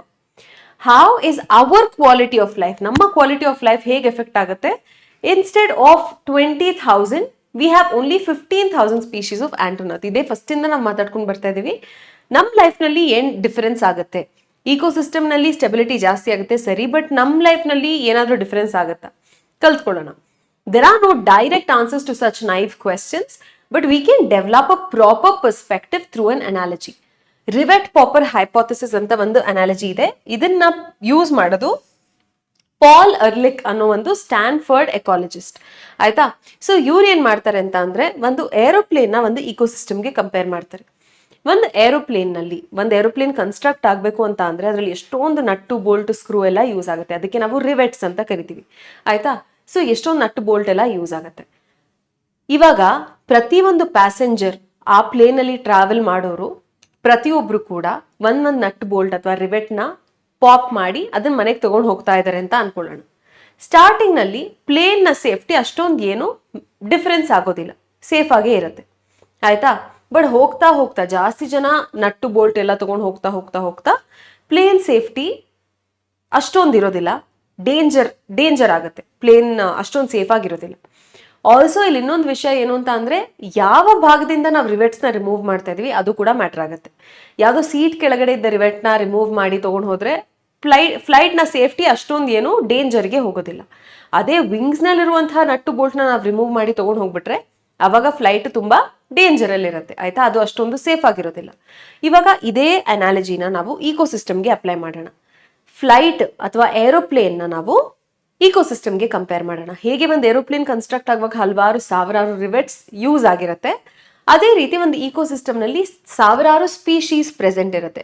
ಇಲ್ಲಿ ರಿವೆಟ್ನ ನಾವು species compare ಮಾಡ್ತಾ ಇದೀವಿ, aeroplane ನ ಇಕೋಸಿಸ್ಟಮ್ಗೆ compare ಮಾಡ್ತಾ ಇದೀವಿ. ಒಂದೊಂದು species extinct ಆಗ್ತಾ ಇರೋದನ್ನ ಪ್ರತಿಯೊಬ್ರು ಒಂದೊಂದು ರಿವೆಟ್ನ ಪಾಪ್ ಮಾಡ್ಕೊಂಡು ಮನೆಗೆ ತಗೊಂಡು ಹೋಗ್ತಾ ಇದಾರಲ್ವಾ ಪ್ಯಾಸೆಂಜರ್ಸ್, ಅದಕ್ಕೆ ಕಂಪೇರ್ ಮಾಡೋಣ. ಸೊ ಶುರುನಲ್ಲಿ ಒಂದೊಂದು ಸ್ಪೀಶೀಸ್ ಎಕ್ಸ್ಟಿಂಕ್ಟ್ ಆಗ್ತಾ ಇದ್ರೆ ಆ ಇಕೋಸಿಸ್ಟಮ್ನ ಸೇಫ್ಟಿ ಮೇಲೆ ಅಷ್ಟೊಂದು ಪ್ರಭಾವ ಬೀರೋದಿಲ್ಲ. ಹೋಗ್ತಾ ಹೋಗ್ತಾ ಜಾಸ್ತಿ ಸ್ಪೀಶೀಸ್ ಎಕ್ಸ್ಟಿಂಕ್ಟ್ ಆಗ್ತಾ ಆಗ್ತಾ ಜಾಸ್ತಿ ಪ್ರಭಾವ ಬೀರುತ್ತೆ. ಆಲ್ಸೋ ಯಾವ ಸ್ಪೀಶೀಸ್ ಎಕ್ಸ್ಟಿಂಕ್ಟ್ ಆಗ್ತಾ ಇದೆ ಅದು ಕೂಡ ಮ್ಯಾಟರ್ ಆಗುತ್ತೆ. ಒಂದು ಇಕೋಸಿಸ್ಟಮ್ನಲ್ಲಿ ತುಂಬಾ ಇಂಪಾರ್ಟೆಂಟ್ ಆಗಿರುವಂತಹ ಸ್ಪೀಶೀಸ್ ಪ್ರೆಸೆಂಟ್ ಇರುತ್ತೆ. ಆ ಸ್ಪೀಶೀಸ್ನಿಂದ ಬೇರೆ ಆರ್ಗ್ಯಾನಿಸಮ್ಸ್ ಎಲ್ಲ ಕೂಡ ಡಿಪೆಂಡೆಂಟ್ ಆಗಿರುತ್ತೆ. ಅಂಥ ಸ್ಪೀಶೀಸ್ಗೆ ನಾವು ಕೀಸ್ಟೋನ್ ಸ್ಪೀಶೀಸ್ ಅಂತ ಕರಿತೀವಿ, ಅಥವಾ ಕೀ ಸ್ಪೀಶೀಸ್ ಅಂತ ಕೂಡ ಟೆಕ್ಸ್ಟ್ ಬುಕ್ ನಲ್ಲಿ ಕೊಟ್ಟಿದ್ದಾರೆ. ಸೊ ಆ ಕೀಸ್ಟೋನ್ ಸ್ಪೀಶೀಸ್ನ ನಾವು ವಿಂಗ್ಸ್ ನಲ್ಲಿರುವಂತಹ ನಟ್ಟು ಬೋಲ್ಟ್ಗೆ ಕಂಪೇರ್ ಮಾಡ್ತೀವಿ. ಅದು ತುಂಬಾ ಮುಖ್ಯ ಅಲ್ವಾ, ಪ್ಲೇನ್ ನ ಸೇಫ್ಟಿಗೆ ಅದು ತುಂಬಾ ಮುಖ್ಯ. ಅದೇ ರೀತಿ ಇಕೋಸಿಸ್ಟಮ್ನ ಸ್ಟೆಬಿಲಿಟಿಗೆ, ಸೇಫ್ಟಿಗೆ ನಮಗೆ ಆ ಕೀಸ್ಟೋನ್ ಸ್ಪೀಶೀಸ್ ತುಂಬಾ ಮುಖ್ಯ. ಕೀಸ್ಟೋನ್ ಸ್ಪೀಶೀಸ್ ಏನಾದರೂ ಎಕ್ಸ್ಟಿಂಕ್ಟ್ ಆಗ್ಬಿಟ್ರೆ ತುಂಬಾ ಅನ್ಸ್ಟೇಬಲ್ ಆಗ್ಬಿಡುತ್ತೆ ನಮ್ಮ ಇಕೋಸಿಸ್ಟಮ್. ಹನಿ ಬೀಸ್ನ ನಾವು ಒಂದು ಕೀಸ್ಟೋನ್ ಸ್ಪೀಶೀಸ್ ಅಂತ ಅನ್ಕೊಳ್ಬಹುದು, ಅಥವಾ ಬೀಸ್ನ ಜನರಲ್ ಆಗಿ ಕೀಸ್ಟೋನ್ ಸ್ಪೀಶೀಸ್ ಅಂತ ಅನ್ಕೊಳ್ಬಹುದು. ಯಾಕಂದ್ರೆ ಅದು ತುಂಬಾ ಪ್ಲಾಂಟ್ಸ್ನ ಪಾಲಿನೇಟ್ ಮಾಡುತ್ತೆ. ಪಾಲಿನೇಟ್ ಆ ಬಿ ಏನಾದರೂ ಎಕ್ಸ್ಟಿಂಕ್ಟ್ ಆಗೋಗ್ಬಿಟ್ರೆ ಯಾವ್ದೆಲ್ಲ ಪ್ಲಾಂಟ್ಸ್ನ ಅದು ಪಾಲಿನೇಟ್ ಮಾಡುತ್ತೆ ಆ ಪ್ಲಾಂಟ್ಸ್ಗೆ ಪಾಲಿನೇಷನ್ ಆಗಲ್ಲ. ಪಾಲಿನೇಷನ್ ಆಗದೆ ಹೋದ್ರೆ ಸೀಡ್ ಫಾರ್ಮೇಷನ್ ಆಗಲ್ಲ. ಸೀಡ್ ಫಾರ್ಮೇಷನ್ ಆಗದೆ ಹೋದ್ರೆ ನೆಕ್ಸ್ಟ್ ಜನರೇಷನ್ ಬರಲ್ಲ. ಅವಾಗ ಆ ಪ್ಲಾಂಟ್ಸ್ ಎಲ್ಲ ಕೂಡ ಎಕ್ಸ್ಟಿಂಕ್ಟ್ ಆಗಬಹುದು, ಅಂಥ ಚಾನ್ಸಸ್ ಜಾಸ್ತಿ ಇರುತ್ತೆ ಅಲ್ವಾ. ಅಂಥ ಆರ್ಗ್ಯಾನಿಸಮ್ಸ್ಗೆ ನಾವು ಕೀಸ್ಟೋನ್ ಸ್ಪೀಶೀಸ್ ಅಂತ ಕರಿತೀವಿ. ಸೊ ಈ ಎಕ್ಸಾಂಪಲ್ ನಿಂದ ನಾವು ಅರ್ಥ ಮಾಡ್ಕೊಳ್ಬಹುದು ಯಾಕೆ ಅಷ್ಟೊಂದು ಸ್ಪೀಶೀಸ್ ಇಂಪಾರ್ಟೆಂಟ್. 1-2 ಸ್ಪೀಶೀಸ್ ಎಕ್ಸ್ಟಿಂಕ್ಟ್ ಆಗ್ಬಿಟ್ರೆ ಏನಾಗ್ಬಿಡುತ್ತೆ ಮಹಾ ಅನ್ನೋದಕ್ಕೆ ಇದು ಒಳ್ಳೆ ಉತ್ತರ ಅಲ್ವಾ. ಓಕೆ, ಅದಾಯ್ತು. ಈಗ ನಾವು ಲಾಸ್ ಆಫ್ ಬಯೋಡೈವರ್ಸಿಟಿ ಬಗ್ಗೆ ಮಾತಾಡೋಣ. While it is doubtful if any new species are being added through speciation into the Earth's treasury of species, there is no doubt about the continuing losses. The biological wealth of our planet has been declining rapidly, and the accusing finger is clearly pointing towards us, towards human activities.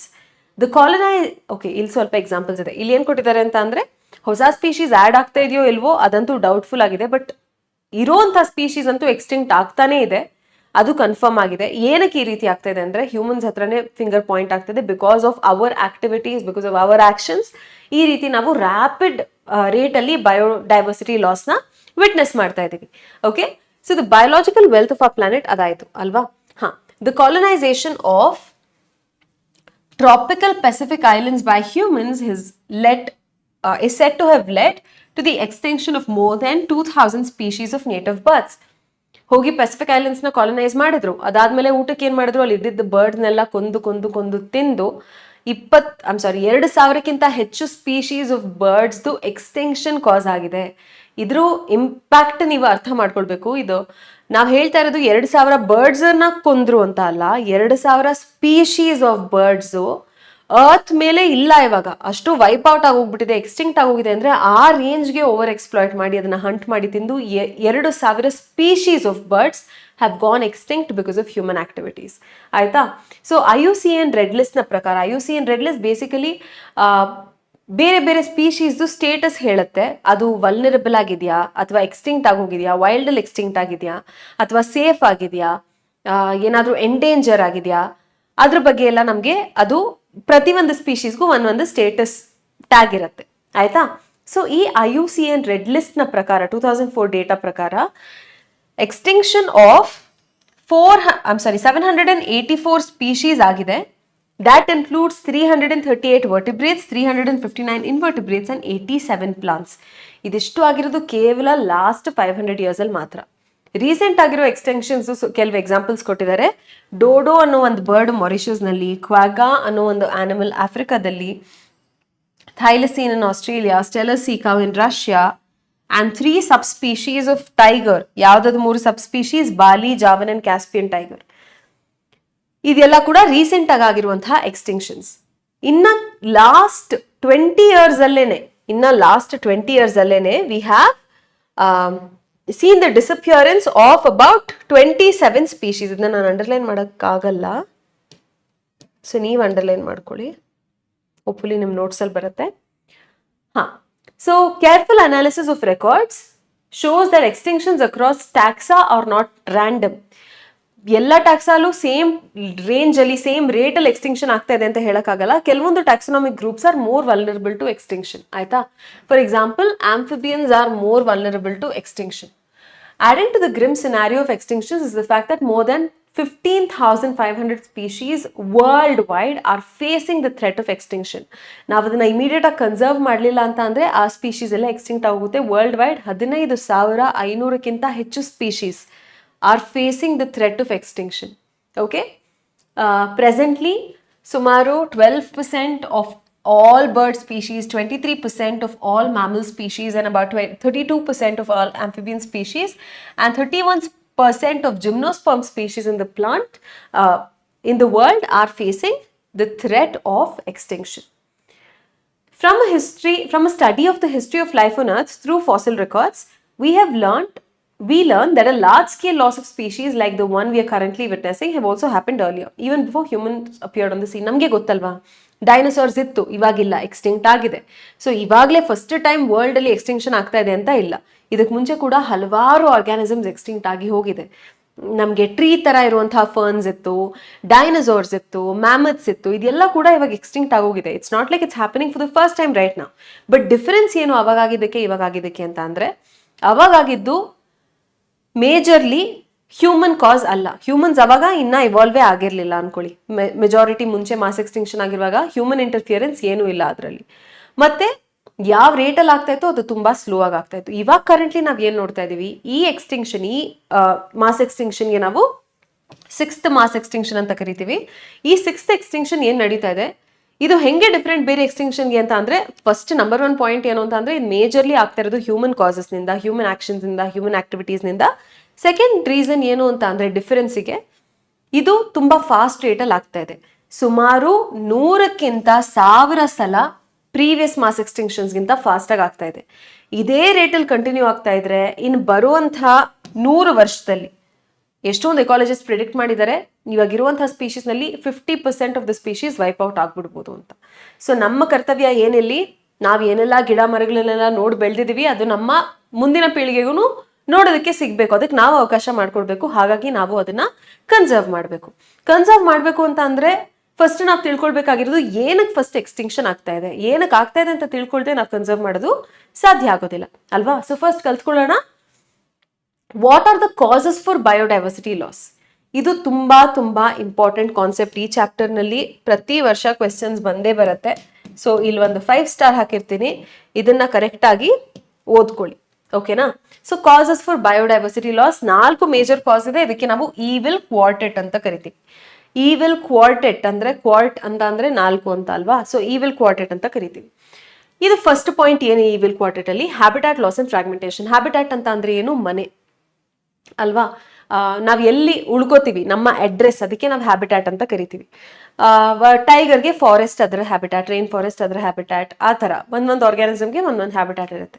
First point ಏನಂತ ಅಂದ್ರೆ habitat loss ಅಥವಾ fragmentation ಅಂತ ಕರಿತೀವಿ. Habitat loss ಅಂತ ಅಂದ್ರೆ ಆ forest ನೇ clear out ಮಾಡ್ಬಿಡೋದು, ಅದಕ್ಕೆ ಮನೆನೇ ಇಲ್ದೇ ಇರೋ ರೀತಿ ಮಾಡ್ಬಿಡೋದು.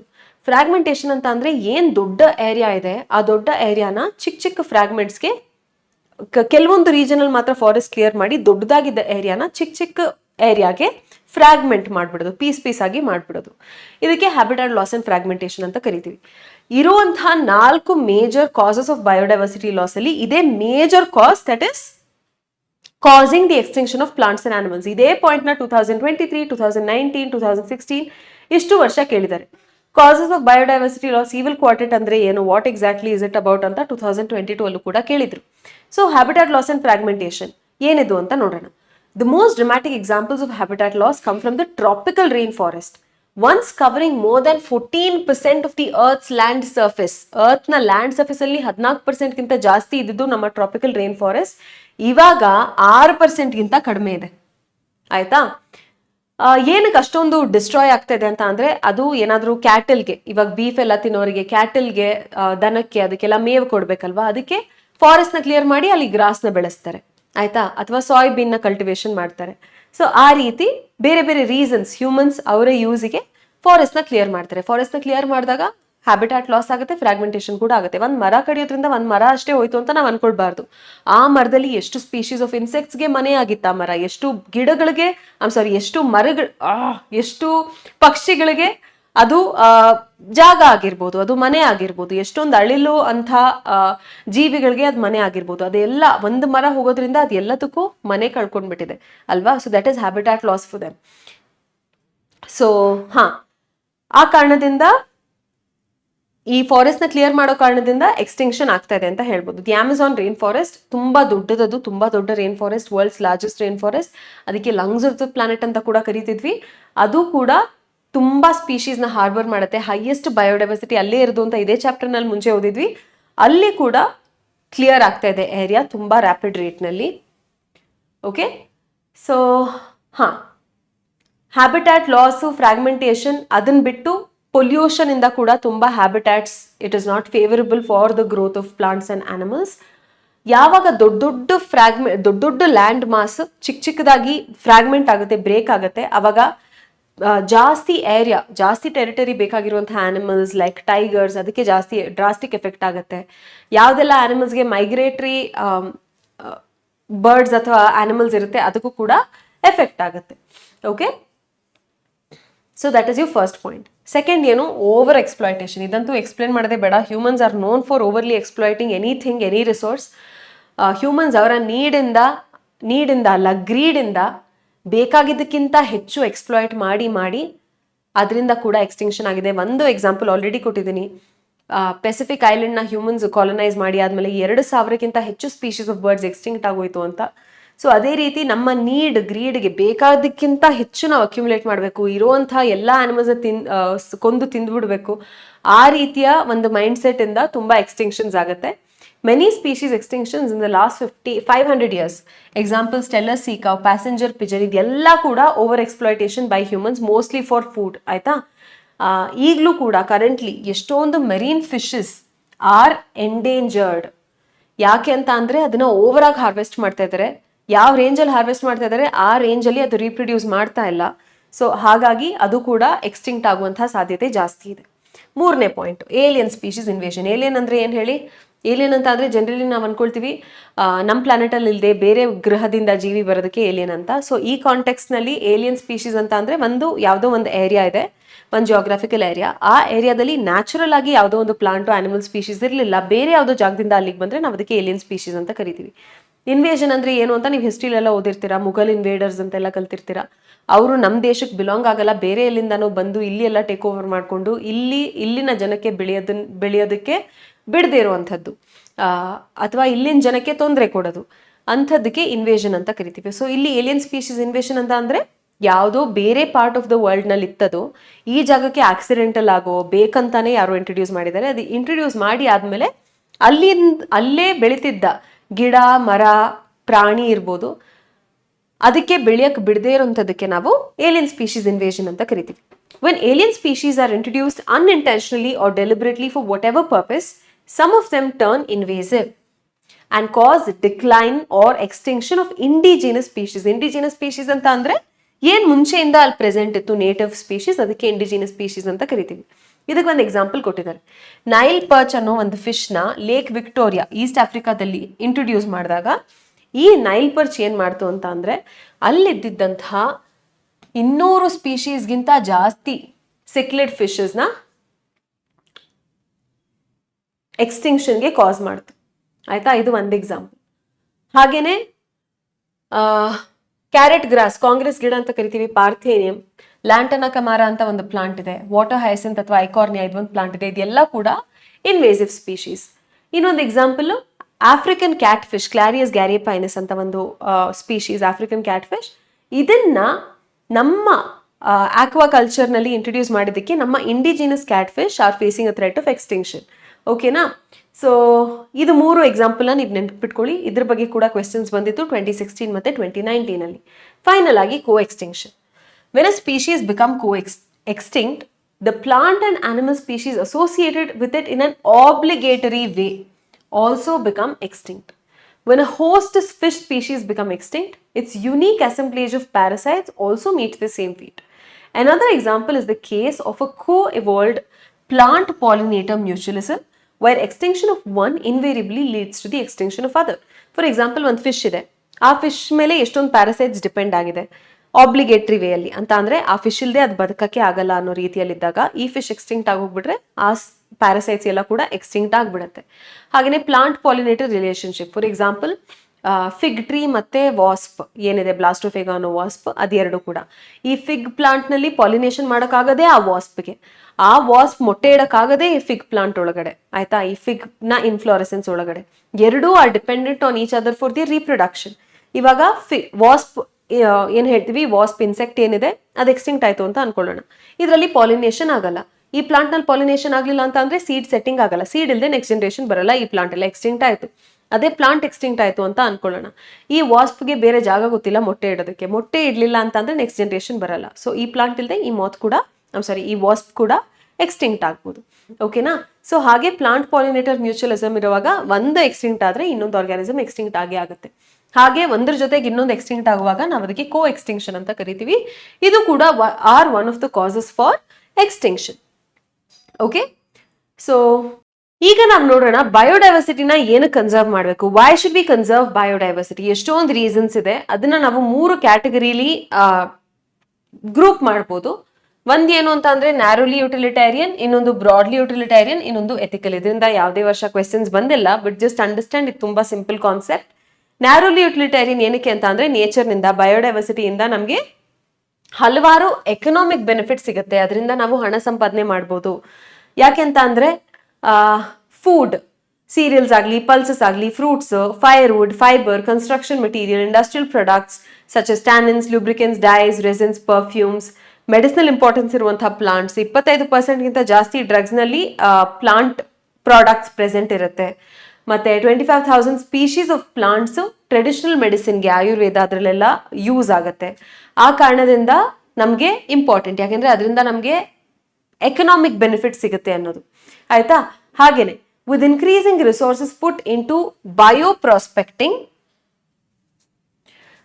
ಬಯೋಪ್ರಾಸ್ಪೆಕ್ಟಿಂಗ್ ನ ಅರ್ಥ ಮಾಲಿಕ್ಯುಲರ್ ಜೆನೆಟಿಕ್ ಸ್ಪೀಶೀಸ್ ಲೆವೆಲ್ ಡೈವರ್ಸಿಟಿನ ಎಕನಾಮಿಕ್ ಇಂಪಾರ್ಟೆನ್ಸ್ಗೆ ಯೂಸ್ ಮಾಡುವಂಥದ್ದು. ಈ ರೀತಿ ಇದ್ದಾಗ ಯಾವುದೆಲ್ಲ ದೇಶಗಳಿಗೆ ಹೆಚ್ಚು ಬಯೋಡೈವರ್ಸಿಟಿ ಪ್ರೆಸೆಂಟ್ ಇದೆ, ಯಾವುದೆಲ್ಲ ದೇಶಗಳಲ್ಲಿ, ಅಂಥ ದೇಶದಲ್ಲಿ ನಾವು ಜಾಸ್ತಿ ಎಕನಾಮಿಕ್ ಬೆನಿಫಿಟ್ಸ್ ನ ಎಕ್ಸ್ಪೆಕ್ಟ್ ಮಾಡ್ಬೋದು. ಅದು ನಮ್ಮ ನ್ಯಾರೋಲಿ ಯುಟಿಲಿಟೇರಿಯನ್. ಅಂದ್ರೆ ಅರ್ಥ ಎಕನಾಮಿಕ್ ಬೆನಿಫಿಟ್ ಸಿಗುತ್ತಲ್ಲ, ಆ ಕಾರಣದಿಂದ ನಾವು ಕನ್ಸರ್ವ್ ಮಾಡೋಣ, ನಮ್ಗದ್ರಿಂದ ಉಪಯೋಗ ಇದೆ ಅಲ್ವಾ, ಆ ಕಾರಣದಿಂದ ಕನ್ಸರ್ವ್ ಮಾಡೋಣ. Next broadly utilitarian argument. ಇದಂದ್ರೆ ಏನು? ಬಯೋಡೈವರ್ಸಿಟಿಯಿಂದ ನಮಗೆ ಹಣ ಸಿಗ್ಬೋದು, ಸಿಗದೆ ಇರ್ಬೋದು, ಬಟ್ ಅದರಿಂದ ನಮ್ಗೆ ಎಷ್ಟೊಂದು ಪ್ಲೆಜರ್ ಸಿಗುತ್ತೆ, ಅದರ್ವೈಸ್ ಅದು ವ್ಯಾಲ್ಯೂಬಲ್ ಆಗಿರುವಂತಹ ಪ್ಲೆಜರ್ ಸಿಗುತ್ತೆ. ಎಕ್ಸಾಂಪಲ್ ಏನದಕ್ಕೆ ಅಂತ ಅಂದ್ರೆ ಆಕ್ಸಿಜನ್ ಸಿಗುತ್ತೆ ನಮ್ಗೆ ನೇಚರ್ನಿಂದ, ಪಾಲಿನೇಷನ್ ನೇಚರ್ನಲ್ಲಿ ಅದು ಒಂದು ಇಕೋಸಿಸ್ಟಮ್ ನ ಸರ್ವಿಸ್, ಪಾಲಿನೇಷನ್ ಆಗುತ್ತೆ. ಇಷ್ಟು ಆಕ್ಸಿಜನ್ ನಮಗೆ ಫ್ರೀ ಆಗಿ ಪ್ಲಾಂಟ್ಸ್ ಕೊಡ್ತಾ ಇದೆ. ಪ್ಲಾಂಟ್ಸ್ ಇಲ್ಲ ಅಂದ್ರೆ ನಾವು ಆಕ್ಸಿಜನ್ ಸಿಲಿಂಡರ್ ನ ತಗೊಳ್ಬೇಕು ಅಂದ್ರೆ ಎಷ್ಟು ಬೆಲೆ ಆಗುತ್ತೆ ಅದಕ್ಕೆ, ಇದೆಲ್ಲ ಗೊತ್ತಿರೋದೆ ಅಲ್ವಾ. ಸೊ ಹಾಗೇನೆ ಒಂದ್ ಸ್ವಲ್ಪ ಬೇಜಾರಾಗಿರೋ ಟೈಮ್ನಲ್ಲಿ ಅದನ್ನು ಗ್ರೀನ್ ಆಗಿರುವಂತಹ ಪಾರ್ಕ್, ಗಾರ್ಡನ್ ಹತ್ರ ನಾವು ನಡ್ಕೊಂಡು ಹೋದ್ರೆ ನಮ್ಗೆ ಎಷ್ಟು ಖುಷಿ ಸಿಗುತ್ತೆ, ಎಷ್ಟು ರಿಫ್ರೆಶ್ ಆಗುತ್ತೆ ಮೈಂಡ್. ಯಾವುದೋ ಒಂದು ಹಕ್ಕಿ ಹಾಡನ್ನ ಕೇಳಿಸ್ಕೊಂಡ್ರೆ ಅಥವಾ ಒಂದು ಬ್ಯೂಟಿಫುಲ್ ಆಗಿರುವಂತಹ ಬಟರ್ಫ್ಲೈಸ್ ನ, ಬರ್ಡ್ಸ್ ನ ನೋಡಿದ್ರೆ ನಮ್ಗೇನ್ ಖುಷಿ ಸಿಗುತ್ತೆ, ಇದು ನಾವು ಮೆಷರ್ ಮಾಡೋದಕ್ಕೆ ಸಾಧ್ಯ ಇಲ್ಲ. ಆ ಕಾರಣದಿಂದ ನಾವು ಬಯೋಡೈವರ್ಸಿಟಿನ ಕನ್ಸರ್ವ್ ಮಾಡಬೇಕು ಅನ್ನೋದು ಈ ಆರ್ಗ್ಯುಮೆಂಟ್. ಆಯ್ತಾ? ಆಮೇಲೆ ಇನ್ನೊಂದೇನು ಅಂತ ಅಂದ್ರೆ ethical argument. Okay, so ethical argument ಅಂತ ಅಂದ್ರೆ ಎಲ್ಲಿ ಹೋಯ್ತಾ ಸ್ಲೈಡ್, ನಂಗೆ ಗೊತ್ತಾಗ್ತಾ ಇಲ್ಲ. ಓಕೆ, ಪರವಾಗಿಲ್ಲ, ಅದೊಂದು ಸ್ಮಾಲ್ ಪ್ಯಾರಾಗ್ರಾಫ್ ನೀವು ಟೆಕ್ಸ್ಟ್ ಬುಕ್ಸ್ ನಲ್ಲಿ ನೀವು ಅಂಡರ್ಲೈನ್ ಮಾಡ್ಕೊಳ್ಳಿ. ಎಥಿಕಲ್ ಆರ್ಗ್ಯುಮೆಂಟ್ ಅಂತ ಅಂದ್ರೆ ನಮ್ಗೆ ಎಲ್ಲರಿಗೂ ಒಂದು ರೆಸ್ಪಾನ್ಸಿಬಿಲಿಟಿ ಇದೆ, ಒಂದು ಎಥಿಕಲ್ ರೆಸ್ಪಾನ್ಸಿಬಿಲಿಟಿ ಇದೆ, ಒಂದು ಮಾರಲ್ ಡ್ಯೂಟಿ ಇದೆ. ನಮಗೆ ಯಾವುದೇ ಸ್ಪೀಶೀಸ್ ನಿಂದ ಎಕನಾಮಿಕ್ ಬೆನಿಫಿಟ್ ಇದೆಯೋ ಇಲ್ವೋ, ಅದು ನಮ್ಮನ್ನ ಖುಷಿ ಪಡಿಸುತ್ತೋ ಇಲ್ವೋ, ಅದರದ್ದೇ ಆದ ಒಂದು ಇಂಟ್ರೆನ್ಸಿಕ್ ವ್ಯಾಲ್ಯೂ ಅದಕ್ಕೆ ಅಂತ ಇರುತ್ತೆ. ಹಾಗಾಗಿ ನಾವು ಅದನ್ನ ಕನ್ಸರ್ವ್ ಮಾಡಬೇಕು, ಅದು ನಮ್ಮ ಮಾರಲ್ ಡ್ಯೂಟಿ ಆಗಿರುತ್ತೆ. ಹಾಗೆ ನಮ್ಮ ಮುಂದಿನ ಪೀಳಿಗೆಗೆ ಎಲ್ಲಾ ಲಿವಿಂಗ್ ಆರ್ಗ್ಯಾನಿಸಮ್ಸ್ ನೋಡುವಂತ ಒಂದು ಅವಕಾಶನ ನಾವು ಮಾಡ್ಕೊಡ್ಬೇಕು. That is our ethical argument. ಓಕೆನಾ? ಸೊ ಇವಾಗ ನೆಕ್ಸ್ಟ್ ಅಲ್ಲಿ ನಾವು ಬಯೋಡೈವರ್ಸಿಟಿನ ಹೆಂಗೆ ಕನ್ಸರ್ವ್ ಮಾಡ್ಬೋದು ಅದ್ರ ಬಗ್ಗೆ ನೋಡೋಣ. 2 ಅಪ್ರೋಚ್ ಇದೆ ಇದಕ್ಕೆ. ಒಂದು ಇನ್ಸಿಟು ಕನ್ಸರ್ವೇಷನ್ ಅಂತೀವಿ, ಒಂದು ಎಕ್ಸಿಟು. ಇಲ್ಲಿ ಇನ್ಸಿಟು ಅಂದ್ರೆ ಅರ್ಥ ಏನು, ಯಾವ್ದೆಲ್ಲ ರೀತಿ ಇನ್ಸಿಟು ಕನ್ಸರ್ವೇಷನ್ ಮಾಡಬಹುದು ಅದು ಮುಖ್ಯ. ಹಾಗೆಯೇ ಸೇಮ್ ಥಿಂಗ್ ಫಾರ್ ಎಕ್ಸಿಟು. ಇದರಿಂದ ನಮಗೆ ಜಾಸ್ತಿ ಕ್ವೆಶನ್ಸ್ ಬಂದಿದೆ ಪ್ರೀವಿಯಸ್ ಇಯರ್ಸ್ ನಲ್ಲಿ. ನೀಟ್ ಎಕ್ಸಾಮ್ ಅಲ್ಲಿ ನೀವು ನೋಡ್ಬೋದು ಆಲ್ರೆಡಿ. ಆಯ್ತಾ? ಇನ್ಸಿಟು ಕನ್ಸರ್ವೇಷನ್ ಅಂತ ಅಂದ್ರೆ ಆನ್ ಸೈಟ್ ಕನ್ಸರ್ವೇಷನ್. ಇವಾಗ ಟೈಗರ್ ನಾವು ಕನ್ಸರ್ವ್ ಮಾಡಬೇಕು ಅಂದ್ರೆ ಟೈಗರ್ನ ಫಾರೆಸ್ಟ್ ನಿಂದ ಎತ್ಕೊಂಡು ಬಂದು ಝೂ ಅಲ್ಲಿ ಇಟ್ಟು ಅಲ್ಲಿ ಚೆನ್ನಾಗಿ ನೋಡ್ಕೊಂಡು ಕನ್ಸರ್ವ್ ಮಾಡೋದು is not in its natural habitat ಅಲ್ವಾ. ಸೊ ಟೈಗರ್ನ ಕನ್ಸರ್ವ್ ಮಾಡಬೇಕು ಅಂತ ಅಂದ್ರೆ ನಾವು ಪೂರ್ತಿ ಫಾರೆಸ್ಟ್ನೇ ಕನ್ಸರ್ವ್ ಮಾಡ್ತೀವಿ ಅನ್ನೋದು ಇನ್ಸಿಟು ಕನ್ಸರ್ವೇಷನ್. ಅದ್ರ ನ್ಯಾಚುರಲ್ ಹ್ಯಾಬಿಟ್ಯಾಟ್ ನಲ್ಲಿ, ಅದು ಫಾರೆಸ್ಟ್ ನಲ್ಲಿ ನ್ಯಾಚುರಲ್ ಆಗಿರುತ್ತೆ, ಅದೇ ಹ್ಯಾಬಿಟ್ಯಾಟ್ ನಲ್ಲಿ ನಾವು ಅದನ್ನ ಕನ್ಸರ್ವ್ ಮಾಡ್ತೀವಿ ಅಂದ್ರೆ ಇನ್ಸಿಟು ಕನ್ಸರ್ವೇಷನ್. ಇನ್ಸಿಟು ಅಂದ್ರೆ ಆನ್ ಸೈಟ್, ಅದ್ರದ್ದೇ ನ್ಯಾಚುರಲ್ ಹ್ಯಾಬಿಟ್ಯಾಟ್ ನಲ್ಲಿ ಕನ್ಸರ್ವ್ ಮಾಡುವಂಥದ್ದು. Okay, so faced with the conflict between development and conservation, many Nations find it unrealistic and economically not feasible to conserve all their biological wealth. Invariably, the number of species waiting to be saved from extinction far exceeds the conservation resources available. On a global basis, this problem has been addressed by eminent conservationists. They identified for maximum protection certain biodiversity hotspots. ಕೆಲವೊಂದು region ಅನ್ನ biodiversity hotspots ಅಂತ identify ಮಾಡಿದ್ದಾರೆ. Over all globally ಎಷ್ಟೊಂದು conservationist identify ಮಾಡಿದ್ದಾರೆ. ಆಯ್ತಾ? So ಈ biodiversity hotspots ಏನ್ features ಇರುತ್ತೆ? ಮೊದಲನೇದು, ಅದರಲ್ಲಿ ಹೈ ಡಿಗ್ರಿ ಆಫ್ ಎಂಡಮಿಸಮ್ ಇರುತ್ತೆ, ಹಾಗೇನೆ ಸ್ಪೀಶೀಸ್ ರಿಚ್ನೆಸ್ ಕೂಡ ತುಂಬಾ ಜಾಸ್ತಿ ಇರುತ್ತೆ. ಆ ರೀಜನ್ಸ್ ನಲ್ಲಿ ತುಂಬಾ ಜಾಸ್ತಿ ಸ್ಪೀಶೀಸು ಪ್ರೆಸೆಂಟ್ ಇರುತ್ತೆ, ಸ್ಪೀಶೀಸ್ ರಿಚ್ನೆಸ್ ಹೆಚ್ಚಿರುತ್ತೆ, ಹಾಗೇನೆ ಹೈ ಡಿಗ್ರಿ ಆಫ್ ಎಂಡಮಿಸಮ್ ನಾವು ನೋಡ್ಬೋದು. ಇಲ್ಲಿ ಎಂಡಮಿಸಮ್ ಅಂದ್ರೆ ಅರ್ಥ ಏನು? ಆ ಸ್ಪೀಶೀಸ್, ಯಾವ ಸ್ಪೀಶೀಸ್ ಆ ಜಾಗದಲ್ಲಿ ಇದೆ, ಆ ಜಾಗ ಬಿಟ್ಟು ಬೇರೆ ವರ್ಲ್ಡ್ ಅಲ್ಲೇ ಎಲ್ಲೂ ಅದನ್ನ ನಾವು ನೋಡೋದಕ್ಕೆ ಸಿಗೋದಿಲ್ಲ. ಯಾವ್ದೆಲ್ಲ ರೀಜನ್ಸ್ ನಲ್ಲಿ ತುಂಬಾ ಸ್ಪೀಶೀಸ್ ರಿಚ್ನೆಸ್ ಹೈ ಇದೆ, ಹೈ ಡಿಗ್ರಿ ಆಫ್ ಎಂಡಮಿಸಮ್ ಇದೆ, ಅಂಥ ರೀಜನ್ಸ್ ನಾವು ಬಯೋಡೈವರ್ಸಿಟಿ ಹಾಟ್ಸ್ಪಾಟ್ಸ್ ಅಂತ ಐಡೆಂಟಿಫೈ ಮಾಡಿದೀವಿ. ಶುರುನಲ್ಲಿ 25 ಬಯೋಡೈವರ್ಸಿಟಿ ಹಾಟ್ಸ್ಪಾಟ್ಸ್ ನ ವರ್ಲ್ಡ್ ವೈಡ್ ಐಡೆಂಟಿಫೈ ಮಾಡಿದ್ರು. Later some more were added to it and currently world ಅಲ್ಲಿ 34 ಬಯೋಡೈವರ್ಸಿಟಿ ಹಾಟ್ಸ್ಪಾಟ್ಸ್ ಇದೆ. ಇದ್ರ ಬೇಸಿಸ್ ಮೇಲೆ ಕ್ವೆಶನ್ಸ್ 2016, 2019 ಅಲ್ಲಿ ಅಪಿಯರ್ ಆಗಿತ್ತು. ಆಯ್ತಾ? ಎಂಡಮಿಸಮ್ ಅಂದ್ರೆ ಏನು, ಬಯೋಡೈವರ್ಸಿಟಿ ಹಾಟ್ಸ್ಪಾಟ್ ಅಂದ್ರೆ ಏನು, ಎಷ್ಟಿದೆ, ಅದ್ರ ಬಗ್ಗೆ ಎಲ್ಲ ನೆನ್ಪಿಟ್ಕೊಳ್ಬೇಕು. ಸೊ ಈ ಹಾಟ್ಸ್ಪಾಟ್ಸ್ ನಲ್ಲಿ ಬಯೋಡೈವರ್ಸಿಟಿ ಲಾಸ್ ಕೂಡ ತುಂಬಾ ಫಾಸ್ಟ್ ಆಗಿ ಆಗ್ತಾ ಇತ್ತು. ಆಯ್ತಾ? ಹಾಗಾಗಿ ಅದನ್ನ ನಾವು ಕನ್ಸರ್ವ್ ಮಾಡಲೇಬೇಕು. ಅದಕ್ಕೆ ಬಯೋಡೈವರ್ಸಿಟಿ ಹಾಟ್ಸ್ಪಾಟ್ಸ್ ಅಂತ ಕರಿತೀವಿ. ಈ 34ರಲ್ಲಿ 3 hotspots ಇಂಡಿಯಾದಲ್ಲಿದೆ.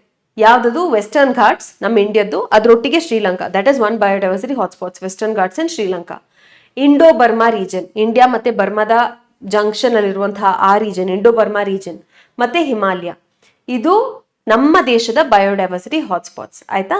So although all the biodiversity hotspots put together cover less than 2% of the Earth's land area, the number of species there collectively harbor is extremely high, and strict protection of these hotspots could reduce the ongoing mass extinctions by almost 30%. Land ಏರಿಯಾನ ನೋಡಿದ್ರೆ ಅದರಲ್ಲಿರೋದು ಬರೀ 2% ಗಿಂತ ಕಡಿಮೆ. Over all 34 biodiversity hotspots ಏರಿಯಾನ combine ಮಾಡಿ ನೋಡಿದ್ರೆ 2% ಗಿಂತ ಕಡಿಮೆ. ವರ್ಲ್ಡ್ ನಲ್ಲಿ ಲ್ಯಾಂಡ್ ಏರಿಯಾಲಿ 2% ಗಿಂತ ಕಡಿಮೆ. ಬಟ್ ಆ ಏರಿಯಾನೇ ನಾವು ಕನ್ಸರ್ವ್ ಮಾಡಿದ್ರೆ ಕರೆಂಟ್ ಆಗಿ ಏನ್ ಮಾಸ್ ಎಕ್ಸ್ಟಿಂಕ್ಷನ್ ಆಗ್ತದೆ ಅದನ್ನ 30% ಅಷ್ಟು ನಾವು ರೆಡ್ಯೂಸ್ ಮಾಡ್ಬೋದು. ಓಕೆನಾ? ಇಂಡಿಯಾದಲ್ಲಿ ecologically unique and biodiversity rich regions are legally protected as. Legally ನಾವು ಹೆಂಗ್ ಪ್ರೊಟೆಕ್ಟ್ ಮಾಡ್ತೀವಿ? Biosphere reserves, national park, sanctuaries, ಇದೆಲ್ಲ ಇಂಡಿಯಾದಲ್ಲಿ ನಂಬರ್ಸ್ ಎಲ್ಲ ನೆನ್ಪಿಟ್ಕೊಳ್ಳಿ. 14 ಬಯೋಸ್ಫಿಯರ್ ರಿಸರ್ವ್ ಇದೆ, 90 ನ್ಯಾಷನಲ್ ಪಾರ್ಕ್ ಇದೆ, 448 ವೈಲ್ಡ್ ಲೈಫ್ ಸ್ಯಾಂಕ್ಚುರೀಸ್ ಇದೆ. ಆಯ್ತಾ? So India is a religious country, ತುಂಬಾ ಕಲ್ಚರ್ಸ್ ಇದೆ ನಮ್ಮ ದೇಶದಲ್ಲಿ. ಇಂಡಿಯಾದಲ್ಲಿ ಎಷ್ಟೊಂದು ರೀಜನ್ಸ್ನ ಸೇಕ್ರೆಡ್ ಗ್ರೂವ್ಸ್ ಅಂತ ಕನ್ಸರ್ವ್ ಮಾಡಿ ಅದರಲ್ಲಿ 100% ಟೋಟಲ್ ಪ್ರೊಟೆಕ್ಷನ್ ಸಿಗುತ್ತೆ. ಸೊ ಆ ರೀಜನ್ಸ್ನಲ್ಲಿ, ಸೇಕ್ರೆಡ್ ಗ್ರೂವ್ಸ್ನಲ್ಲಿ ಒಂದು ಮರ, ಒಂದು ಗಿಡ ಕಡಿಯೋದಕ್ಕೂ ಅಲೌ ಮಾಡೋದಿಲ್ಲ. ಅಲ್ಲಿನ ಟ್ರೈಬ್ಸ್ ಅವರೆಲ್ಲ ವರ್ಷಿಪ್ ಮಾಡ್ತಾರೆ, ಆ ಫಾರೆಸ್ಟ್ನ, ನದಿನೆಲ್ಲ ವರ್ಷಿಪ್ ಮಾಡ್ತಾರೆ. ಸೊ ಹಾಗಾಗಿ ಅದು ಕನ್ಸರ್ವ್ ಆಗುತ್ತೆ. ಅದಕ್ಕೆ ನಾವು ಸೇಕ್ರೆಡ್ ಗ್ರೂವ್ಸ್ ಅಂತ ಕರಿತೀವಿ. ಯಾಕೆಂದ್ರೆ ಈ ಏರಿಯಾಸ್ಗೆ ಒಂದು ರಿಲಿಜಿಯಸ್ ಸೆಂಟಿಮೆಂಟ್ ಅಟ್ಯಾಚ್ ಆಗಿರುತ್ತೆ ಅಲ್ವಾ? ಸೊ ಅದು ಸೇಕ್ರೆಡ್ ಗ್ರೂವ್ಸ್. ಅದಕ್ಕೂ ಕೂಡ ಎಕ್ಸಾಂಪಲ್ಸ್ ಕೊಟ್ಟಿದ್ದಾರೆ. ಅದು Khasi and Jaintia hills in Meghalaya, Aravalli hills of Rajasthan, Western Ghats Karnataka ಮತ್ತೆ ಮಧ್ಯಪ್ರದೇಶದಲ್ಲಿ, ಸರ್ಗುಜಾ, ಚಂದಾ, ಬಸ್ತರ್ ಏರಿಯಾ ಮಧ್ಯಪ್ರದೇಶದಲ್ಲಿ, ಇಲ್ಲೆಲ್ಲ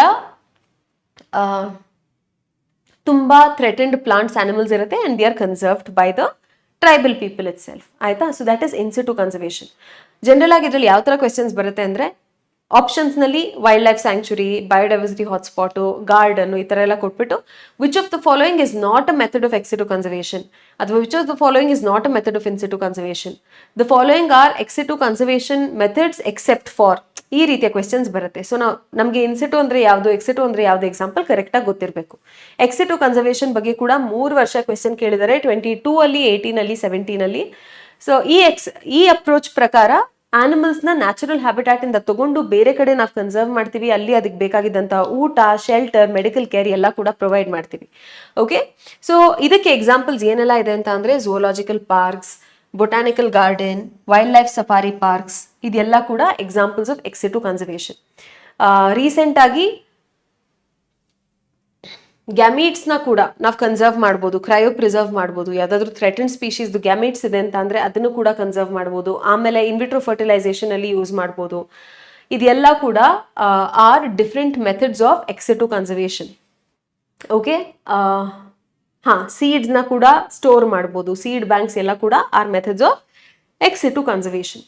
ಇದಾದ್ಮೇಲೆ ಲಾಸ್ಟ್ ಒಂದು ಪ್ಯಾರಾಗ್ರಾಫ್ ಇದೆ, ಇದರಿಂದ ಕೂಡ ಕ್ವೆಶನ್ಸ್ 2 ವರ್ಷ ಕೇಳಿದ್ದಾರೆ. Just give me a minute. I don't know why my phone is ringing. Just give me 1 minute. Okay, cool. ಎಲ್ಲ ದೇಶದ್ದು ಅದು ಏನು ಹೇಳ್ತಾರೆ ಜವಾಬ್ದಾರಿ ಬಯೋಡೈವರ್ಸಿಟಿನ ಕನ್ಸರ್ವ್ ಮಾಡುವಂಥದ್ದು. ಯಾವ ದೇಶನೂ ಅದರಿಂದ ಎಕ್ಸೆಂಪ್ಟ್ ಆಗಿಲ್ಲ, ಎಲ್ಲ ದೇಶನೂ ಕನ್ಸರ್ವ್ ಮಾಡಬೇಕು. ಇದೇ ನಿಟ್ಟಿನಲ್ಲಿ historic convention on biological diversity ಅಂತ ಕಂಡಕ್ಟ್ ಮಾಡಿದ್ರು, ಅದಕ್ಕೆ ಅರ್ತ್ ಸಮಿಟ್ ಅಂತಾನು ಕರೆದಿದ್ರು. ಇದನ್ನ ರಿಯೋ ಡಿ ಜನವರಿಯಲ್ಲಿ 1992 ಅಲ್ಲಿ ನಡೆದಿತ್ತು. ಇದನ್ನ ಏನಕ್ಕೆ ಮಾಡಿದ್ರು ಅಂತ ಅಂದ್ರೆ ಇದ್ರದ್ದು ಕನ್ಕ್ಲೂಷನ್ ಏನ್ ಮಾಡಬೇಕು ಅಂತ ಅಂದ್ರೆ ಎಲ್ಲ ದೇಶಗಳು ಕೂಡ ಅಪ್ರಾಪ್ರಿಯೇಟ್ ಮೆಷರ್ಸ್ನ ತಗೊಳ್ಬೇಕು ಬಯೋಡೈವರ್ಸಿಟಿನ ಕನ್ಸರ್ವ್ ಮಾಡೋದಕ್ಕೆ. ಹಾಗೇನೆ ಏನೆಲ್ಲ ಬಯೋಡೈವರ್ಸಿಟಿಯಿಂದ ಬೆನಿಫಿಟ್ಸ್ನ ನಾವು ಯೂಸ್ ಮಾಡ್ಕೊಳ್ತೀವಿ, ಓವರ್ ಎಕ್ಸ್ಪ್ಲಾಯ್ಟ್ ಮಾಡದೆ ಸಸ್ಟೈನಬಲ್ ಆಗಿ ಯೂಸ್ ಮಾಡಬೇಕು ಅನ್ನೋದು 2 ಪಾಯಿಂಟ್ ಆಗಿತ್ತು. ಇದಾದ ನಂತರ ಇದ್ರ ಫಾಲೋ ಅಪ್ಗೆ 2002 ಅಲ್ಲಿ ಜೋಹೆನೆಸ್ಬರ್ಗ್ ಸೌತ್ ಆಫ್ರಿಕಾದಲ್ಲಿ ಒಂದು world summit on sustainable development ಅಂತ ಕಂಡಕ್ಟ್ ಮಾಡಿದ್ರು. ಇದರಲ್ಲಿ 190 ಕಂಟ್ರೀಸ್, 190 ದೇಶಗಳು ಪ್ಲೆಡ್ಜ್ ಮಾಡಿದ್ರು ಅವರ ಕಮಿಟ್ಮೆಂಟ್ ದ್ಯಾಟ್ 2010 ಅಷ್ಟರಲ್ಲಿ ಬಯೋಡೈವರ್ಸಿಟಿ ಲಾಸ್ ಕರೆಂಟ್ಲಿ ಏನಾಗ್ತಾ ಇದೆ ಅದನ್ನ ರೆಡ್ಯೂಸ್ ಮಾಡೋಣ ಗ್ಲೋಬಲ್ ಲೆವೆಲಲ್ಲಿ, ರೀಜನಲ್ ಲೆವೆಲಲ್ಲಿ, ಲೋಕಲ್ ಲೆವೆಲಲ್ಲಿ ಅಂತ. ಈ ವರ್ಲ್ಡ್ಸ್ ಅರ್ತ್ ಸಮಿಟ್ ಅಂತ ಏನಿದೆ, ಈ ಅರ್ತ್ ಸಮಿಟ್ ಬಗ್ಗೆ 2 ಟೈಮ್ಸ್ ಕ್ವೆಶ್ಚನ್ ಬಂದಿತ್ತು. ಒಂದು ಯಾವ ವರ್ಷದಲ್ಲಿ ನಡೆದಿತ್ತು ಅದು ಅಂತ 2023, ಹೋದ ವರ್ಷ ಅಷ್ಟೇ ಕೇಳಿದ್ರು. 2019 ಅಲ್ಲಿ ಅದರದ್ದು ಮೆಜರ್ಸ್ ಏನಾಗಿತ್ತು, what is the conclusion, what did they arrive at, ಅದು ಏನು ಮಾಡಬೇಕು ಅಂತ ಅನ್ಕೊಂಡ್ರು, ಕನ್ಕ್ಲೂಡ್ ಮಾಡಿದ್ರು ಆ ಮೀಟಿಂಗ್ನ, ಅದ್ರ ಬಗ್ಗೆ ಕ್ವೆಶ್ಚನ್ ಬಂದಿತ್ತು 2019 ಅಲ್ಲಿ. ಸೊ ವಿತ್ ದಿಸ್ ನಾವು ಈ ಚಾಪ್ಟರ್ನ ಕಂಪ್ಲೀಟ್ ಮಾಡಿದ್ದೀವಿ. ಸಮ್ಮರಿಯಲ್ಲಿ ಈವರೆಗೆ ಏನು ಓದಿದ್ದೀವಿ ಅದೇ ಇರೋದು, ಒಂದ್ಸತಿ ಓದ್ಬಿಡ್ತೀನಿ. Since life originated on Earth nearly 3.8 billion years ago, there had been enormous diversification of life forms on Earth. Biodiversity refers to the sum total of diversity that exists at all levels of biological organization. Of particular importance is the diversity at genetic, species, and ecosystem levels, and conservation efforts are aimed at protecting diversity at all these levels. More than 1.5 million species have been recorded in the world, but there might be still nearly 6 million species on Earth waiting to be discovered and named. ಇದೆಲ್ಲ ಗೊತ್ತಿರೋದೆ ಅಲ್ವಾ? Of the named species, 70% ಗಿಂತ ಜಾಸ್ತಿ animals, ಅದರಲ್ಲಿ 70% ಸುಮಾರು insects. ಫಂಗೈನ species ಬೇರೆ ಎಲ್ಲ vertebrate ಸ್ಪೀಶೀಸ್ನ combine ಮಾಡಿದ್ರೆ ಅದಕ್ಕಿಂತ ಹೆಚ್ಚಾಗಿದೆ. India, with about 45,000 species of plants and sumaru double animals, is one of the 12 mega diversity countries. That is an important point. Uniform ಆಗಿ ಡಿಸ್ಟ್ರಿಬ್ಯೂಟ್ ಆಗಿಲ್ಲ, ಲ್ಯಾಟಿಟ್ಯೂಡ್ನಲ್ ಗ್ರೇಡಿಯಂಟ್ ಇದೆ, ಅದ್ರ ಬಗ್ಗೆ ಬರ್ದಿದ್ದಾರೆ. ಏನಕ್ಕೆ ಆ ರೀತಿ ಲ್ಯಾಟಿಟ್ಯೂಡ್ಸ್ನಲ್ಲಿ, ಟ್ರಾಪಿಕ್ಸ್ನಲ್ಲಿ ಜಾಸ್ತಿ ಬಯೋಡೈವರ್ಸಿಟಿ ಇದೆ ಅದಕ್ಕೆ ರೀಸನ್ಸ್ ಮತ್ತೊಮ್ಮೆ ಮೆನ್ಷನ್ ಮಾಡಿದ್ದಾರೆ. ಆಮೇಲೆ ಏನಕ್ಕೆ ಬಯೋಡೈವರ್ಸಿಟಿ ಇಂಪಾರ್ಟೆಂಟ್ ಅದ್ರ ಬಗ್ಗೆ ಮೆನ್ಷನ್ ಆಗಿದೆ. ಆಮೇಲೆ ರೀಸೆಂಟ್ ಎಕ್ಸ್ಟಿಂಕ್ಷನ್ಸ್ ಬಗ್ಗೆ ಮೆನ್ಷನ್ ಆಗಿದೆ. ಏನದಕ್ಕೆಲ್ಲ ಕಾಸಸ್, ಈವಿಲ್ ಕ್ವಾರ್ಟೆಟ್ ಅದನ್ನ ಲಿಸ್ಟ್ ಮಾಡಿದ್ದಾರೆ. ಹೇಗೆ ಕನ್ಸರ್ವ್ ಮಾಡ್ಬೋದು, ಯಾಕೆ ಕನ್ಸರ್ವ್ ಮಾಡಬೇಕು ಅದ್ರ ಬಗ್ಗೆ ಈ ಪ್ಯಾರಾಗ್ರಾಫ್ ಅಲ್ಲಿ ಇದೆ. ಎಕ್ಸ್ಟ್ರಾ ಏನೂ ಇಲ್ಲ, ನಾವೇನು ಕಲ್ತಿದ್ದೀವಿ ಅದನ್ನೇ ಕ್ವಿಕ್ ಆಗಿ ಸಮರೈಸ್ ಮಾಡಿದ್ದಾರೆ, ಅದನ್ನ ನೀವೇ ಓದ್ಕೊಳ್ಬೋದು. So hopefully the session was helpful. ಇವಾಗ ಈ ಚಾಪ್ಟರ್ನಿಂದ ನಾವು ಪೂರ್ತಿ ಸಿಲೆಬಸ್ನ NCERT line by line series complete ಮಾಡಿದ್ದೀವಿ. Hopefully it was a helpful series. I wish you all the very best for your upcoming NEET exams. ಇನ್ನು ಕೆಲವೇ ದಿನಗಳಲ್ಲಿ ಫೈನಲ್ D-Day ಅರೈವ್ ಆಗ್ತಾ ಇದೆ. ಹೋಪ್ಫುಲಿ ಎಲ್ಲರೂ ಪ್ರಿಪೇರ್ ಆಗಿದ್ದೀರಾ ಅಂತ ಅನ್ಕೊಂಡಿದ್ದೀನಿ. ಆದಷ್ಟು PYQs ನ ಕೂಡ ಸಾಲ್ವ್ ಮಾಡಿ, ಮಾಕ್ ಟೆಸ್ಟ್ನ ತಗೊಳ್ಳಿ ಆ್ಯಂಡ್ ಒಳ್ಳೆ ಮಾರ್ಕ್ಸ್ನ ಗಳಿಸಿ ಒಳ್ಳೆ ರ್ಯಾಂಕ್ನ ತಗೊಂಡು MBBS ಸೀಟ್ ಸಿಗಲಿ ಎಲ್ಲರಿಗೂ ಆಶಿಸ್ತೀನಿ. All the very best. Thank you.